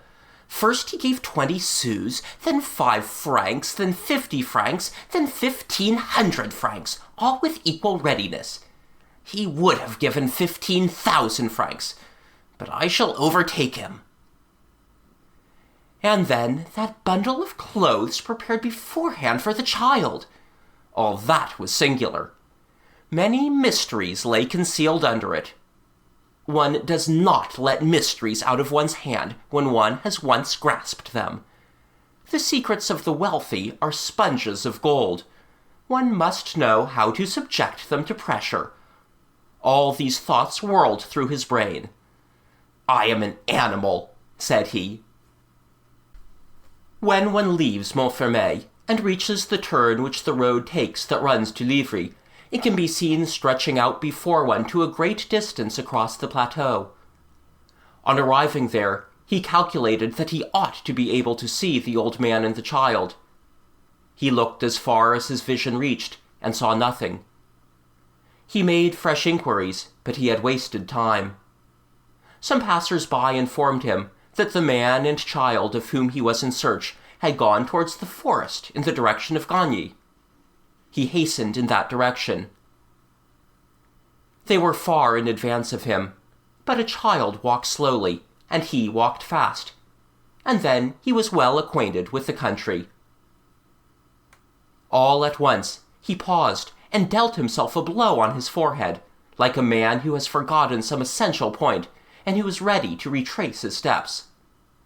"I ought to have taken my gun," said he to himself. Thenardier was one of those double natures which sometimes pass through our midst without our being aware of the fact, and who disappear without our finding them out, because destiny has only exhibited one side of them. It is the fate of many men to live thus half submerged. In a calm and even situation, Thenardier possessed all that is required to make, we will not say to be, what people have agreed to call an honest trader, a good bourgeois. At the same time, certain circumstances being given, certain shocks arriving to bring his under nature to the surface, he had all the requisites for a blackguard. He was a shopkeeper in whom there was some taint of the monster. Satan must have occasionally crouched down in some corner of the hovel in which Thenardier dwelt, and have fallen a-dreaming in the presence of this hideous masterpiece. After a momentary hesitation, "Bah!" he thought, "they will have time to make their escape." And he pursued his road, walking rapidly straight ahead, and with almost an air of certainty, with the sagacity of a fox scenting a covey of partridges. In truth, when he had passed the ponds and had traversed in an oblique direction the large clearing which lies on the right of the Avenue de Bellevue, and reached that turf alley which nearly makes the circuit of the hill and covers the arch of the ancient aqueduct of the Abbey of Chelles, he caught sight, over the top of the brushwood, of the hat on which he had already erected so many conjectures. It was that man's hat. The brushwood was not high. Thenardier recognized the fact that the man and Cosette were sitting there. The child could not be seen on account of her small size, but the head of her doll was visible. Thenardier was not mistaken. The man was sitting there, and letting Cosette get somewhat rested. The innkeeper walked round the brushwood, and presented himself abruptly to the eyes of those whom he was in search of. "Pardon, excuse me, sir," he said, quite breathless, "but here are your 1,500 francs. So saying, he handed the stranger the 3 bank bills. The man raised his eyes. "What is the meaning of this?" Thenardier replied respectfully, "It means, sir, that I shall take back Cosette." Cosette shuddered, and pressed close to the old man. He replied, gazing to the very bottom of Thenardier's eyes the while, and enunciating every syllable distinctly, "You are going to take back Cosette." "Yes, sir, I am. I will tell you. I have considered the matter. In fact, I have not the right to give her to you. I am an honest man, you see. This child does not belong to me. She belongs to her mother. It was her mother who confided her to me. I can only resign her to her mother. You will say to me, but her mother is dead. Good. In that case, I can only give the child up to the person who shall bring me a writing, signed by her mother, to the effect that I am to hand the child over to the person therein mentioned. That is clear." The man, without making any reply, fumbled in his pocket, and Thenardier beheld the pocket-book of bank bills make its appearance once more. The tavern-keeper shivered with joy. "Good," thought he, "let us hold firm. He is going to bribe me." Before opening the pocket-book, the traveller cast a glance about him. The spot was absolutely deserted. There was not a soul, either in the woods or in the valley. The man opened his pocket-book once more, and drew from it, not the handful of bills which Thenardier expected, but a simple little paper, which he unfolded and presented fully open to the innkeeper, saying, "You are right. Read." Thenardier took the paper and read, "Montfermeil, March 25th, 1823. Monsieur Thenardier, you will deliver Cosette to this person. You will be paid for all the little things. I have the honor to salute you with respect. Fantine. You know that signature, resumed the man. It certainly was Fantine's signature. Thénardier recognized it. There was no reply to make. He experienced two violent vexations. The vexation of renouncing the bribery which he had hoped for, and the vexation of being beaten. The man added, "You may keep this paper as your receipt." Thénardier retreated in tolerably good order. "This signature is fairly well imitated," he growled between his teeth. "However, let it go." Then he essayed a desperate effort. "It is well, sir," he said, "since you are the person, but I must be paid for all those little things. A great deal is owing to me." The man rose to his feet, filliping the dust from his threadbare sleeve. "Monsieur Thénardier, in January last the mother reckoned that she owed you 120 francs. In February you sent her a bill of 500 francs. You received 300 francs at the end of February and 300 francs at the beginning of March. Since then 9 months have elapsed at 15 francs a month, the price agreed upon, which makes 135 francs. You had received 100 francs too much. That makes 35 still owing you. I have just given you 1,500 francs. Thénardier's sensations were those of the wolf, at the moment when he feels himself nipped and seized by the steel jaw of the trap. "Who is this devil of a man?" he thought. And he did what the wolf does. He shook himself. Audacity had succeeded with him once. "Monsieur, I don't know your name," he said resolutely, and this time casting aside all respectful ceremony. "I shall take back Cosette if you do not give me 1,000 crowns." The stranger said tranquilly, "Come, Cosette." He took Cosette by his left hand, and with his right he picked up his cudgel, which was lying on the ground. Thénardier noted the enormous size of the cudgel and the solitude of the spot. The man plunged into the forest with the child, leaving the innkeeper motionless and speechless. While they were walking away, Thénardier scrutinized his huge shoulders, which were a little rounded, and his great fists.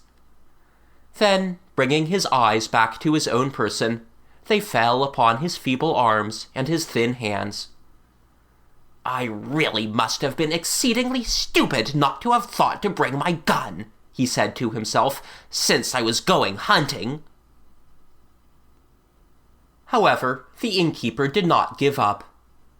"I want to know where he is going," said he, and he set out to follow them at a distance. 2 things were left on his hands, an irony in the shape of the paper signed Fantine, and a consolation, the 1,500 francs. The man led Cosette off in the direction of Livry and Bondy. He walked slowly with drooping head, in an attitude of reflection and sadness. The winter had thinned out the forest, so that Thénardier did not lose them from sight, although he kept at a good distance. The man turned round from time to time, and looked to see if he was being followed. All at once he caught sight of Thénardier. He plunged suddenly into the brushwood with Cosette, where they could both hide themselves.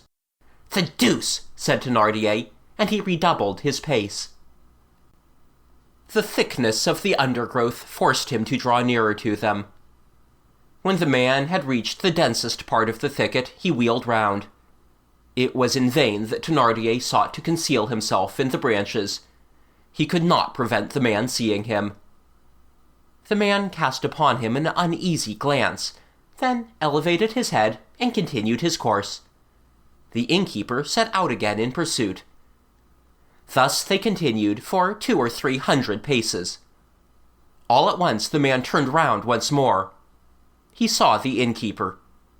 This time he gazed at him with so sombre an air that Thénardier decided that it was useless to proceed further. Thénardier retraced his steps. End of Book 3, Chapter 10. Book 3rd, Accomplishment of the Promise Made to the Dead Woman. Chapter 11, Number 9430 reappears, and Cosette wins it in the lottery. Jean Valjean was not dead. When he fell into the sea, or rather when he threw himself into it, he was not ironed, as we have seen. He swam under water until he reached a vessel at anchor, to which a boat was moored. He found means of hiding himself in this boat until night. At night he swam off again and reached the shore a little way from Cape Brun.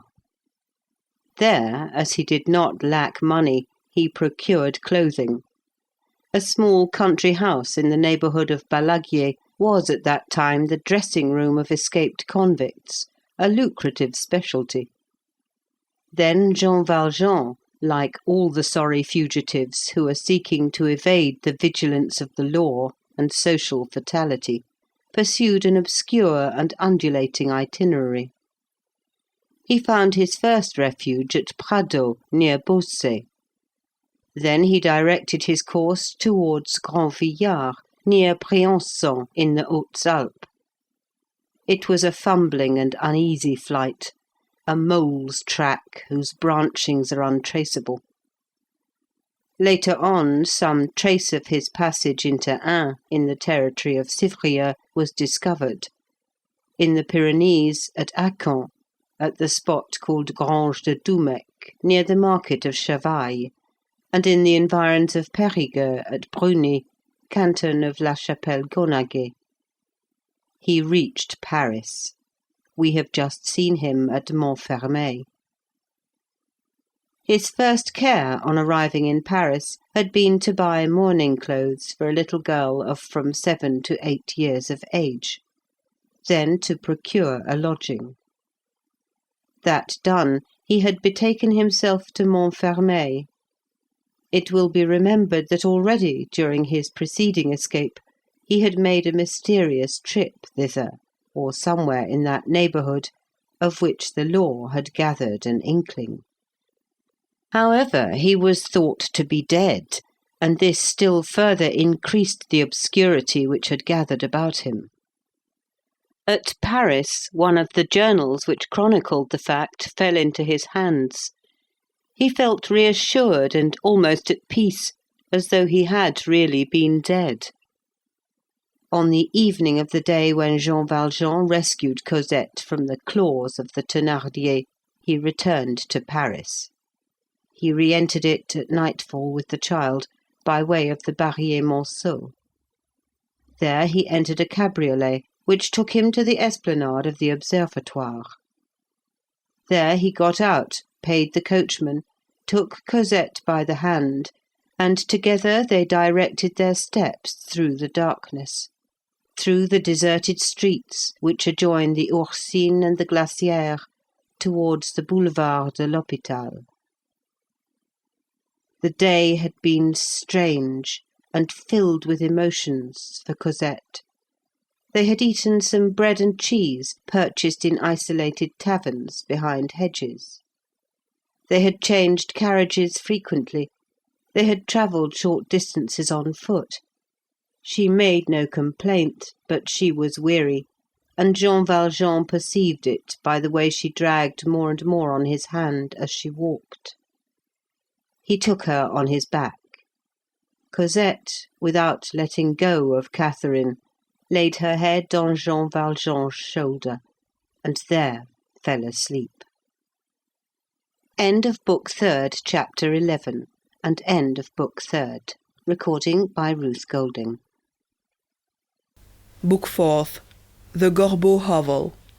Chapter 1. Master Gorbeau.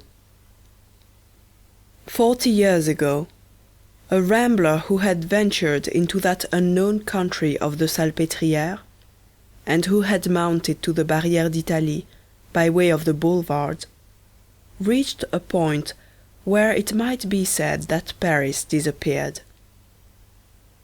It was no longer solitude, for there were passers-by. It was not the country, for there were houses and streets. It was not the city, for the streets had ruts like highways, and the grass grew in them.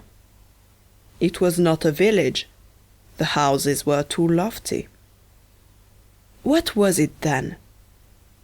It was an inhabited spot, where there was no one.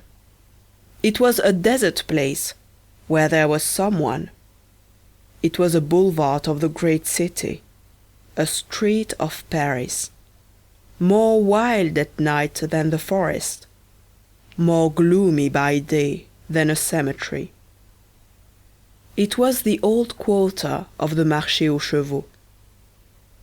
The Rambler, if he risked himself outside the 4 decrepit walls of this Marché aux Chevaux, if he consented even to pass beyond the Rue du Petit Banquier, after leaving on his right a garden protected by high walls, then a field in which 10 bark mills rose like gigantic beaver huts, then an enclosure encumbered with timber, with a heap of stumps, sawdust, and shavings, on which stood a large dog barking, then a long, low, utterly dilapidated wall, with a little black door in mourning, laden with mosses, which were covered with flowers in the spring, then, in the most deserted spot, a frightful and decrepit building, on which ran the inscription in large letters, "Post no bills."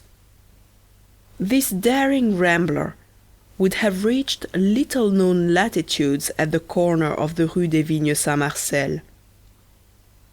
There, near a factory, and between 2 garden walls, there could be seen at that epoch a mean building, which at the first glance seemed as small as a thatched hovel, and which was, in reality, as large as a cathedral. It presented its side and gable to the public road, hence its apparent diminutiveness. Nearly the whole of the house was hidden. Only the door and 1 window could be seen. This hovel was only 1 story high. The first detail that struck the observer was that the door could never have been anything but the door of a hovel, while the window, if it had been carved out of dressed stone instead of being in rough masonry, might have been the lattice of a lordly mansion. The door was nothing but a collection of worm-eaten planks, roughly bound together by cross-beams which resembled roughly hewn logs. It opened directly on a steep staircase of lofty steps, muddy, chalky, plaster-stained, dusty steps of the same width as itself, which could be seen from the street, running straight up like a ladder and disappearing in the darkness between the 2 walls. The top of the shapeless bay into which this door shut was masked by a narrow scantling, in the centre of which a triangular hole had been sewed, which served both as a wicket and air-hole when the door was closed. On the inside of the door, the figures 52 had been traced with a couple of strokes of a brush dipped in ink, and above the scantling the same hand had daubed the number 50, so that one hesitated. Where was one? Above the door it said, "Number 50." The inside replied, "No, number 52." No one knows what dust-colored figures were suspended like draperies from the triangular opening. The window was large, sufficiently elevated, garnished with Venetian blinds, and with a frame in large square panes. Only these large panes were suffering from various wounds, which were both concealed and betrayed by an ingenious paper bandage, and the blinds, dislocated and unpasted, threatened passers-by rather than screened the occupants. The horizontal slats were missing here and there, and had been naively replaced with boards nailed on perpendicularly, so that what began as a blind ended as a shutter. This door with an unclean, and this window with an honest though dilapidated air, thus beheld on the same house, produced the effect of two incomplete beggars walking side by side, with different means beneath the same rags, the one having always been a mendicant, and the other having once been a gentleman. The staircase led to a very vast edifice, which resembled a shed which had been converted into a house. This edifice had for its intestinal tube a long corridor on which opened to right and left sorts of compartments of varied dimensions which were inhabitable under stress of circumstances, and rather more like stalls than cells. These chambers received their light from the vague waste grounds in the neighbourhood. All this was dark, disagreeable, wan, melancholy, sepulchral, traversed according as the crevices lay in the roof or in the door, by cold rays or by icy winds. An interesting and picturesque peculiarity of this sort of dwelling is the enormous size of the spiders. To the left of the entrance door, on the boulevard side, at about the height of a man from the ground, a small window, which had been walled up, formed a square niche full of stones, which the children had thrown there as they passed by. A portion of this building has recently been demolished. From what still remains of it, one can form a judgment as to what it was in former days. As a whole, it was not over 100 years old. 100 years is youth in a church and age in a house. It seems as though man's lodging partook of his ephemeral character, and God's house of his eternity. The postman called the house number 5052, but it was known in the neighbourhood as the Gorbeau house. Let us explain whence this appellation was derived. Collectors of petty details, who become herbalists of anecdotes and prick slippery dates into their memories with a pin, know that there was in Paris, during the last century, about 1770, 2 attorneys at the Châtelet, named one Gorbeau, raven, the other renard, fox. The 2 names had been forestalled by La Fontaine.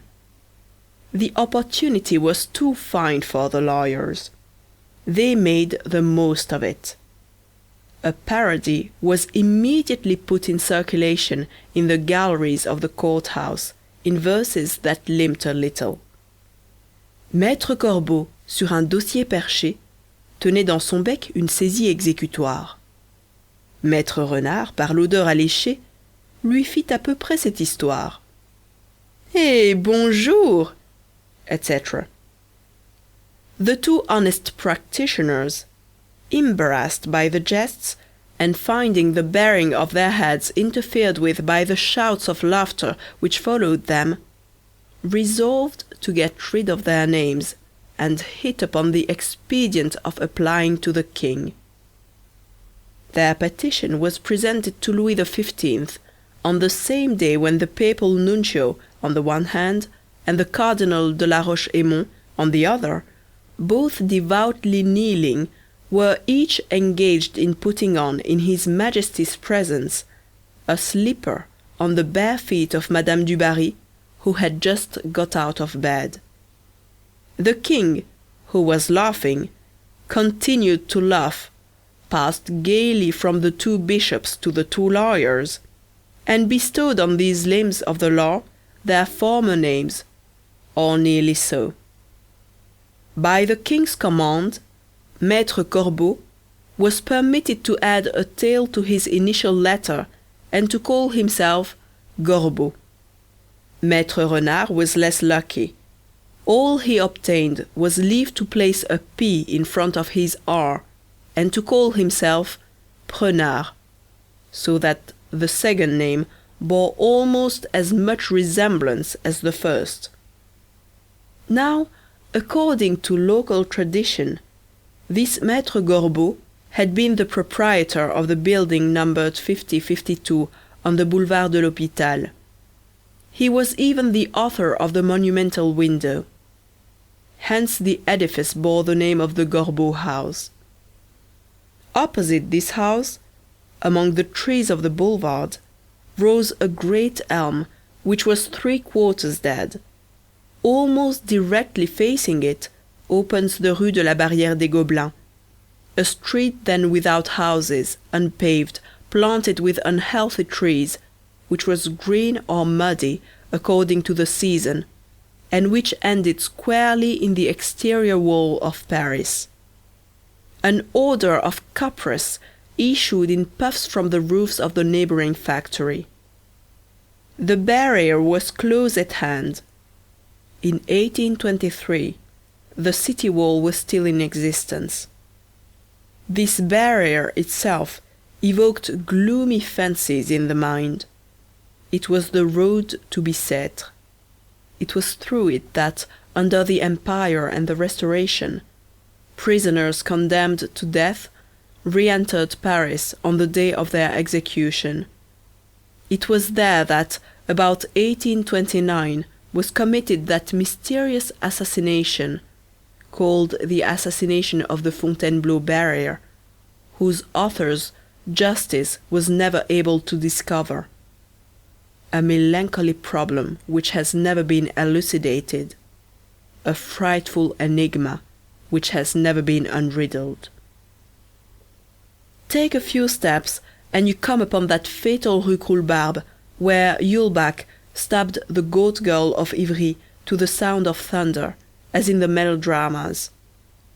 A few paces more, and you arrive at the abominable pollarded elms of the Barrière Saint-Jacques, that expedient of the philanthropist to conceal the scaffold, that miserable and shameful Place de Grove of a shopkeeping and bourgeois society, which recoiled before the death penalty, neither daring to abolish it with grandeur, nor to uphold it with authority. Leaving aside this Place Saint-Jacques, which was, as it were, predestined, and which has always been horrible, probably the most mournful spot on that mournful boulevard 37 years ago, was the spot which even today is so unattractive, where stood the building number 5052. Bourgeois houses only began to spring up there 25 years later. The place was unpleasant. In addition to the gloomy thoughts which assailed one there, one was conscious of being between the Salpêtrière, a glimpse of whose dome could be seen, and Bicêtre, whose outskirts one was fairly touching, that is to say, between the madness of women and the madness of men. As far as the eye could see, one could perceive nothing but the abattoirs, the city wall, and the fronts of a few factories, resembling barracks or monasteries. Everywhere about stood hovels, rubbish, ancient walls blackened like cerecloths, new white walls like winding sheets.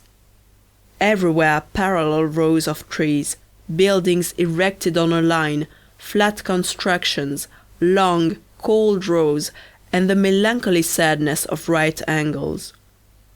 Not an unevenness of the ground, not a caprice in the architecture, not a fold. The ensemble was glacial, regular, hideous. Nothing oppresses the heart like symmetry.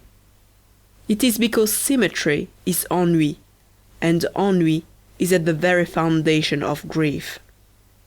Despair yawns. Something more terrible than a hell where one suffers may be imagined, and that is a hell where one is bored.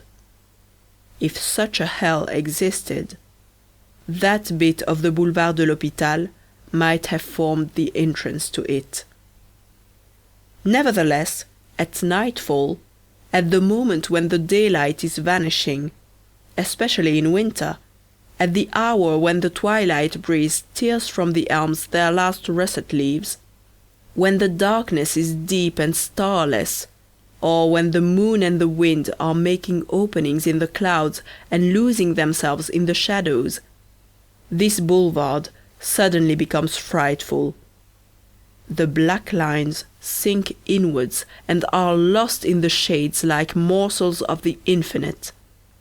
The passer-by cannot refrain from recalling the innumerable traditions of the place which are connected with the gibbet.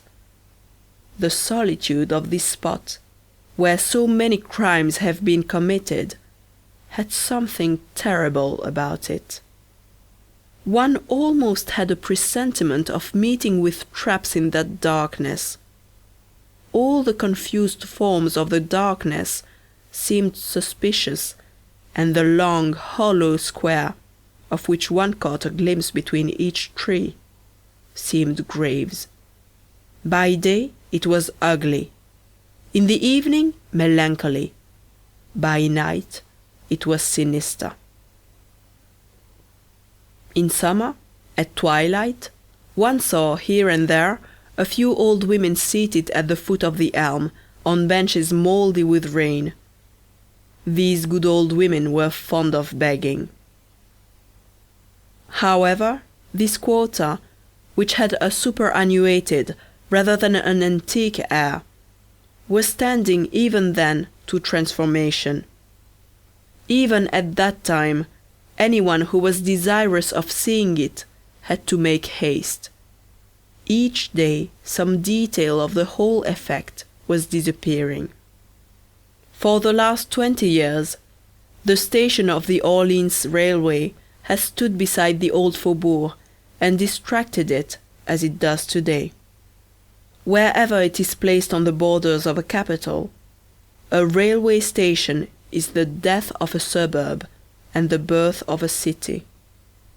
It seems as though, around these great centres of the movements of a people, the earth, full of germs, trembled and yawned to engulf the ancient dwellings of men and to allow new ones to spring forth at the rattle of these powerful machines, at the breath of these monstrous horses of civilization which devour coal and vomit fire. The old houses crumbled, and new ones rise. Since the Orleans railway has invaded the region of the Salpêtrière, the ancient, narrow streets which adjoin the moats Saint-Victor and the Jardin des Plantes tremble, as they are violently traversed 3 or 4 times each day by those currents of coach fiacres and omnibuses which, in a given time, crowd back the houses to the right and the left. For there are things which are odd when said, that are rigorously exact. And just as it is true to say that in large cities the sun makes the southern fronts of houses to vegetate and grow, it is certain that the frequent passage of vehicles enlarges streets. The symptoms of a new life are evident. In this old provincial quarter, in the wildest nooks, the pavement shows itself. The sidewalks begin to crawl and to grow longer, even where there are as yet no pedestrians.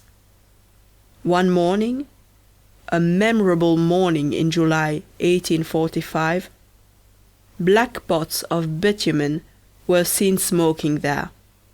On that day, it might be said that civilization had arrived in the Rue de l'Ourcine, and that Paris had entered the suburb of Saint-Marceau. End of Book 4th, Chapter 1. Recording by Ezwa, in Belgium, in March 2009. Book 4, The Gorbeau Hovel. Chapter 2, A Nest for Owl and a Warbler. It was in front of this Gorbeau house that Jean Valjean halted. Like wild birds, he had chosen this desert place to construct his nest. He fumbled in his waistcoat pocket, drew out a sort of a pass-key, opened the door, entered, closed it again carefully, and ascended the staircase, still carrying Cosette. At the top of the stairs, he drew from his pocket another key, with which he opened another door. The chamber which he entered, and which he closed again instantly, was a kind of moderately spacious attic, furnished with a mattress laid on the floor, a table and several chairs. A stove in which a fire was burning, and whose embers were visible, stood in one corner. A lantern on the boulevard cast a vague light into this poor room. At the extreme end there was a dressing-room with a folding bed. Jean Valjean carried the child to this bed, and laid her down there without waking her. He struck a match and lighted a candle. All this was prepared beforehand on the table, and as he had done on the previous evening, he began to scrutinize Cosette's face with a gaze full of ecstasy, in which the expression of kindness and tenderness almost amounted to aberration. The little girl, with that tranquil confidence which belongs only to extreme strength and extreme weakness, had fallen asleep without knowing with whom she was, and continued to sleep without knowing where she was. Jean Valjean bent down and kissed that child's hand. 9 months before, he had kissed the hand of the mother, who had also just fallen asleep. The same sad, piercing, religious sentiment filled his heart. He knelt beside Cosette's bed. It was broad daylight, and the child still slept. A wan ray of the December sun penetrated the window of the attic and lay upon the ceiling in long threads of light and shade. All at once, a heavily laden carrier's cart, which was passing along the boulevard, shook the frail bed like a clap of thunder, and made it quiver from top to bottom. "Yes, madame," cried Cosette, waking with a start. "Here I am, here I am." And she sprang out of bed, her eyes still half shut with the heaviness of sleep, extending her arms towards the corner of the wall. "Ah, mon Dieu, my broom!" said she. She opened her eyes wide now, and beheld the smiling countenance of Jean Valjean. "Ah, so it is true," said the child. "Good morning, monsieur." Children accept joy and happiness instantly and familiarly, being themselves by nature joy and happiness. Cosette caught sight of Catherine at the foot of her bed, and took possession of her. And as she played, she put 100 questions to Jean Valjean. Where was she? Was Paris very large? Was Madame Thenardier very far away? Was she to go back? Etc., etc. All at once she exclaimed, "How pretty it is here!" It was a frightful hole, but she felt free. "Must I sweep?" she resumed at last. "Play," said Jean Valjean. The day passed thus. Cosette, without troubling herself to understand anything, was inexpressibly happy with that doll and that kind man. End of Book 4, Chapter 2. Book 4, The Gorbeau Hovel. Chapter 3. 2 misfortunes make one piece of good fortune. On the following morning, at daybreak, Jean Valjean was still by Cosette's bedside. He watched there, motionless, waiting for her to wake. Some new thing had come into his soul. Jean Valjean had never loved anything. For 25 years he had been alone in the world. He had never been father, lover, husband, friend. In the prison he had been vicious, gloomy, chaste, ignorant, and shy. The heart of that ex-convict was full of virginity. His sister and his sister's children had left him only a vague and far-off memory, which had finally almost completely vanished. He had made every effort to find them, and not having been able to find them, he had forgotten them. Human nature is made thus. The other tender emotions of his youth, if he had ever had any, had fallen into an abyss. When he saw Cosette, when he had taken possession of her, carried her off, and delivered her, he felt his heart moved within him. All the passion and affection within him awoke and rushed towards that child. He approached the bed where she lay sleeping, and trembled with joy. He suffered all the pangs of a mother, and he knew not what it meant. For that great and singular movement of a heart which begins to love is a very obscure and a very sweet thing. Poor old man, with a perfectly new heart. Only, as he was 55, and Cosette 8 years of age, all that might have been love in the whole course of his life flowed together into a sort of ineffable light. It was the second white apparition which he had encountered. The bishop had caused the dawn of virtue to rise on his horizon. Cosette caused the dawn of love to rise. The early days passed in this dazzled state. Cosette, on her side, had also, unknown to herself, become another being. Poor little thing. She was so little when her mother left her that she no longer remembered her. Like all children, who resemble young shoots of the vine which cling to everything, she had tried to love. She had not succeeded. All had repulsed her. The Thenardiers, their children, other children.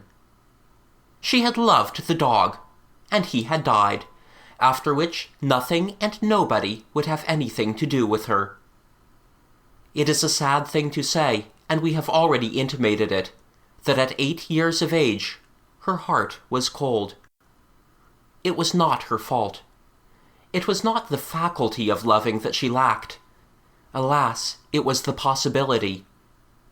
Thus, from the very first day, all her sentient and thinking powers loved this kind man. She felt that which she had never felt before, a sensation of expansion. The man no longer produced on her the effect of being old or poor. She thought Jean Valjean handsome, just as she thought the hovel pretty. These are the effects of the dawn, of childhood, of joy. The novelty of the earth and of life counts for something here. Nothing is so charming as the coloring reflection of happiness on a garret. We all have in our past a delightful garret. Nature, a difference of 50 years, had set a profound gulf between Jean Valjean and Cosette. Destiny filled in this gulf. Destiny suddenly united and wedded with its irresistible power these two uprooted existences, differing in age, alike in sorrow. One, in fact, completed the other. Cosette's instinct sought a father, as Jean Valjean's instinct sought a child. To meet was to find each other. At the mysterious moment when their hands touched, they were welded together. When these two souls perceived each other, they recognized each other as necessary to each other, and embraced each other closely. Taking the words in their most comprehensive and absolute sense, we may say that separated from everyone by the walls of the tomb, Jean Valjean was the widower, and Cosette was the orphan. This situation caused Jean Valjean to become Cosette's father after a celestial fashion. And in truth, the mysterious impression produced on Cosette in the depths of the forest of Chelles by the hand of Jean Valjean grasping hers in the dark was not an illusion, but a reality. The entrance of that man into the destiny of that child had been the advent of God. Moreover, Jean Valjean had chosen his refuge well. There he seemed perfectly secure. The chamber with the dressing-room, which he occupied with Cosette, was the one whose window opened on the boulevard. This being the only window in the house, no neighbor's glances were to be feared from across the way or at the side. The ground floor of number 5052, a sort of dilapidated penthouse, served as a wagon house for market gardeners, and no communication existed between it and the first story. It was separated by the flooring, which had neither traps nor stairs, and which formed the diaphragm of the house, as it were. The first story contained, as we have said, numerous chambers and several attics, only one of which was occupied by the old woman who took charge of Jean Valjean's housekeeping. All the rest was uninhabited. It was this old woman, ornamented with the name of the principal lodger, and in reality entrusted with the functions of portress, who had let him the lodging on Christmas Eve. He had represented himself to her as a gentleman of means who had been ruined by Spanish bonds, who was coming there to live with his little daughter. He had paid her 6 months in advance, and had commissioned the old woman to furnish the chamber and dressing-room, as we have seen. It was this good woman who had lighted the fire in the stove, and prepared everything on the evening of their arrival. Week followed week. These two beings led a happy life in that hovel. Cosette laughed, chattered, and sang from daybreak. Children have their morning song as well as birds. It sometimes happened that Jean Valjean clasped her tiny red hand, all cracked with chilblains, and kissed it. The poor child, who was used to being beaten, did not know the meaning of this, and ran away in confusion. At times she became serious, and stared at her little black gown. Cosette was no longer in rags. She was in mourning. She had emerged from misery, and she was entering into life. Jean Valjean had undertaken to teach her to read. Sometimes, as he made the child spell, he remembered that it was with the idea of doing evil that he had learned to read in prison. This idea had ended in teaching a child to read. Then the ex-convict smiled, with the pensive smile of the angels. He felt in it a premeditation from on high, the will of someone who was not man, and he became absorbed in reverie. Good thoughts have their abysses, as well as evil ones. To teach Cosette to read and to let her play. This constituted nearly the whole of Jean Valjean's existence. And then he talked of her mother, and he made her pray. She called him father, and knew no other name for him. He passed hours in watching her dressing and undressing her doll, and in listening to her prattle. Life henceforth appeared to him to be full of interest. Men seemed to him good and just. He no longer reproached anyone in thought. He saw no reason why he should not live to be a very old man, now that this child loved him. He saw a whole future stretching out before him, illuminated by Cosette as by a charming light. The best of us are not exempt from egotistical thoughts. At times he reflected with a sort of joy that she would be ugly. This is only a personal opinion, but to utter our whole thought, at the point where Jean Valjean had arrived when he began to love Cosette, it is by no means clear to us that he did not need this encouragement in order that he might persevere in well-doing. He had just viewed the malice of men and the misery of society under a new aspect. Incomplete aspects, which unfortunately only exhibited one side of the truth. The fate of woman as summed up in Fantine, and public authority as personified in Javert. He had returned to prison, this time for having done right. He had quaffed fresh bitterness. Disgust and lassitude were overpowering him. Even the memory of the bishop probably suffered a temporary eclipse, though sure to reappear later on, luminous and triumphant. But, after all, that sacred memory was growing dim. Who knows whether Jean Valjean had not been on the eve of growing discouraged and of falling once more. He loved and grew strong again. Alas, He walked with no less indecision than Cosette. He protected her, and she strengthened him. Thanks to him, she could walk through life. Thanks to her, he could continue in virtue. He was that child's stay, and she was his prop. Oh, unfathomable and divine mystery of the balances of destiny. End of Book 4, Chapter 3. Book 4. The Gorbeau Hovel. Chapter 4. The Remarks of the Principal Tenant. Jean Valjean was prudent enough never to go out by day. Every evening, at twilight, he walked for an hour or two, sometimes alone, often with Cosette, seeking the most deserted side alleys of the boulevard, and entering churches at nightfall. He liked to go to Saint Médard, which is the nearest church.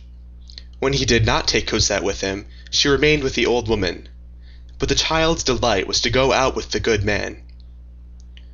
She preferred an hour with him to all her rapturous tete-a-tetes with Catherine. He held her hand as they walked, and said sweet things to her. It turned out that Cosette was a very gay little person. The old woman attended to the housekeeping and cooking and went to market. They lived soberly, always having a little fire, but like people in very moderate circumstances. Jean Valjean had made no alterations in the furniture, as it was the first day. He had merely had the glass door leading to Cosette's dressing room replaced by a solid door. He still wore his yellow coat, his black breeches, and his old hat. In the street he was taken for a poor man. It sometimes happened that kind-hearted women turned back to bestow a sou on him. Jean Valjean accepted the sou with a deep bow.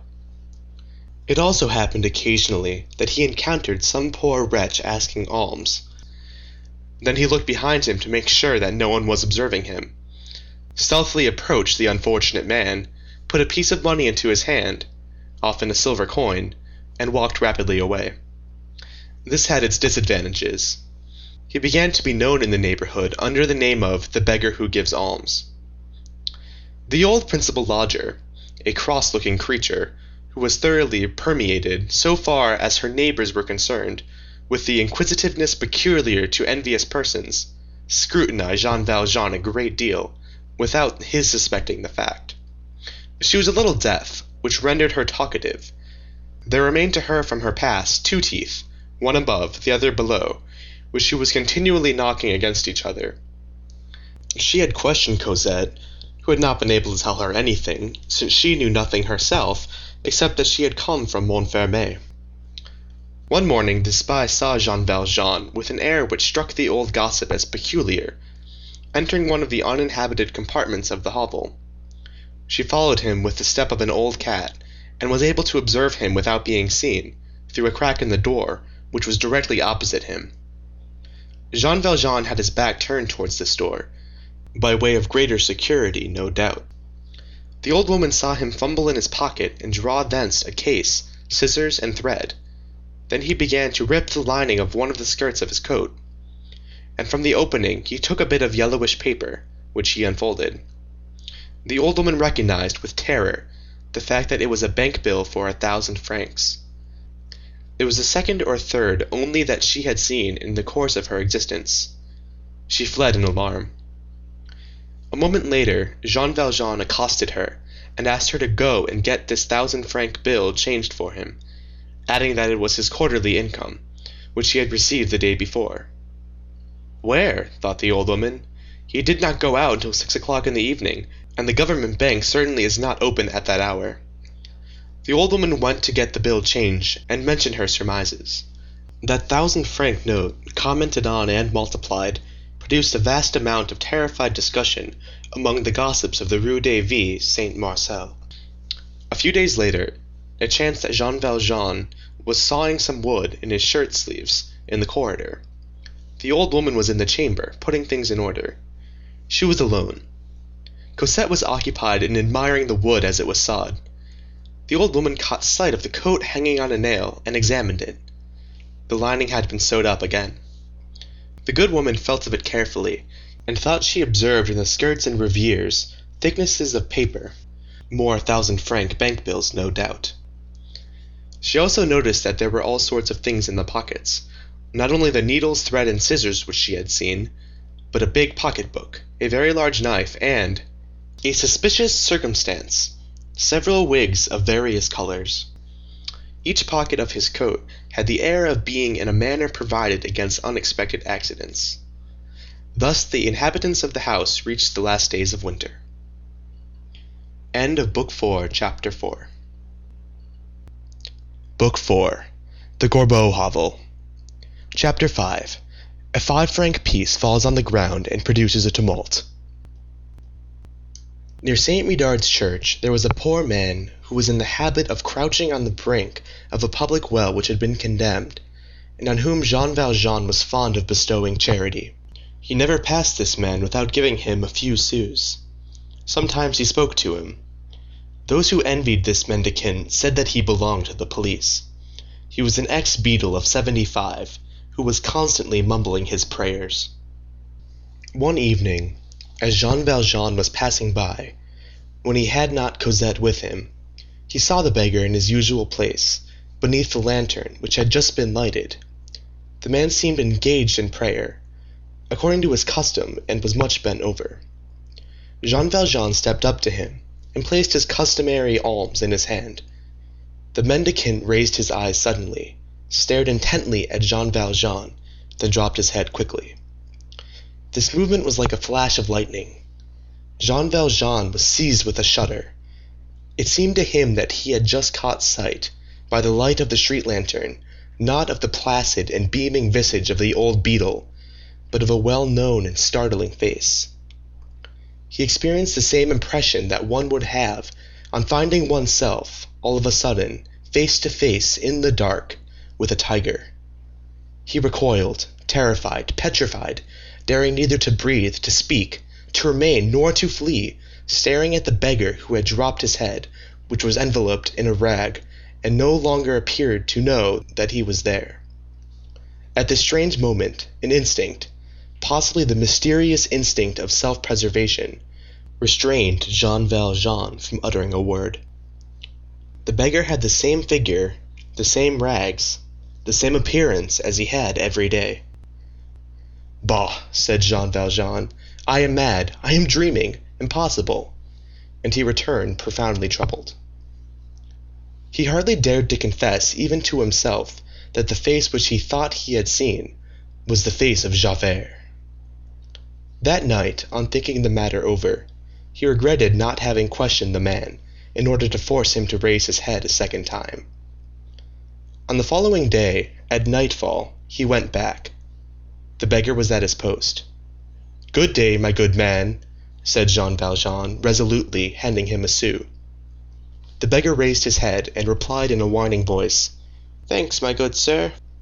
It was unmistakably the ex-beadle. Jean Valjean felt completely reassured. He began to laugh. "How the deuce could I have thought that I saw Javert there?" he thought. "Am I going to lose my eyesight now?" And he thought no more about it. A few days afterwards, it might have been at 8 o'clock in the evening, he was in his room and engaged in making Cosette spell aloud, when he heard the house door open and then shut again. This struck him as singular. The old woman, who was the only inhabitant of the house except himself, always went to bed at nightfall, so that she might not burn out her candles. Jean Valjean made a sign to Cosette to be quiet. He heard someone ascending the stairs. It might possibly be the old woman, who might have fallen ill and have been out of the apothecary's. Jean Valjean listened. The step was heavy, and sounded like that of a man. But the old woman wore stout shoes, and there's nothing which so strongly resembles the step of a man as that of an old woman. Nevertheless, Jean Valjean blew out his candle. He had sent Cosette to bed, saying to her in a low voice, "Get into bed very softly." And as he kissed her brow, the steps paused. Jean Valjean remained silent, motionless, with his back towards the door, seated on the chair from which he had not stirred, and holding his breath in the dark. After the expiration of a rather long interval, he turned around. As he heard nothing more, and as he raised his eyes towards the door of his chamber, he saw a light through the keyhole. This light formed a sort of sinister star in the blackness of the door and the wall. There was evidently someone there, who was holding a candle in his hand and listening. Several minutes elapsed then, and the light retreated. But he heard no sound of footsteps, which seemed to indicate that the person who had been listening at the door had removed his shoes. Jean Valjean threw himself, all dressed as he was, on his bed, and could not close his eyes all night. At daybreak, just as he was falling into a doze through fatigue, he was awakened by the creaking of a door which opened on some attic at the end of the corridor. Then he heard the same masculine footstep which had ascended the stairs on the preceding evening. The step was approaching. He sprang off the bed and applied his eye to the keyhole, which was tolerably large, hoping to see the person who had made his way by night into the house and had listened at his door as he passed. It was a man, in fact, who passed, this time without pausing, in front of Jean Valjean's chamber. The corridor was too dark to allow of the person's face being distinguished, but when the man reached the staircase, a ray of light from without made it stand out like a silhouette, and Jean Valjean had a complete view of his back. The man was of lofty stature, clad in a long frock coat, with a cudgel under his arm. The formidable neck and shoulders belonged to Javert. Jean Valjean might have attempted to catch another glimpse of him through his window opening on the boulevard, but he would have been obliged to open the window. He dared not.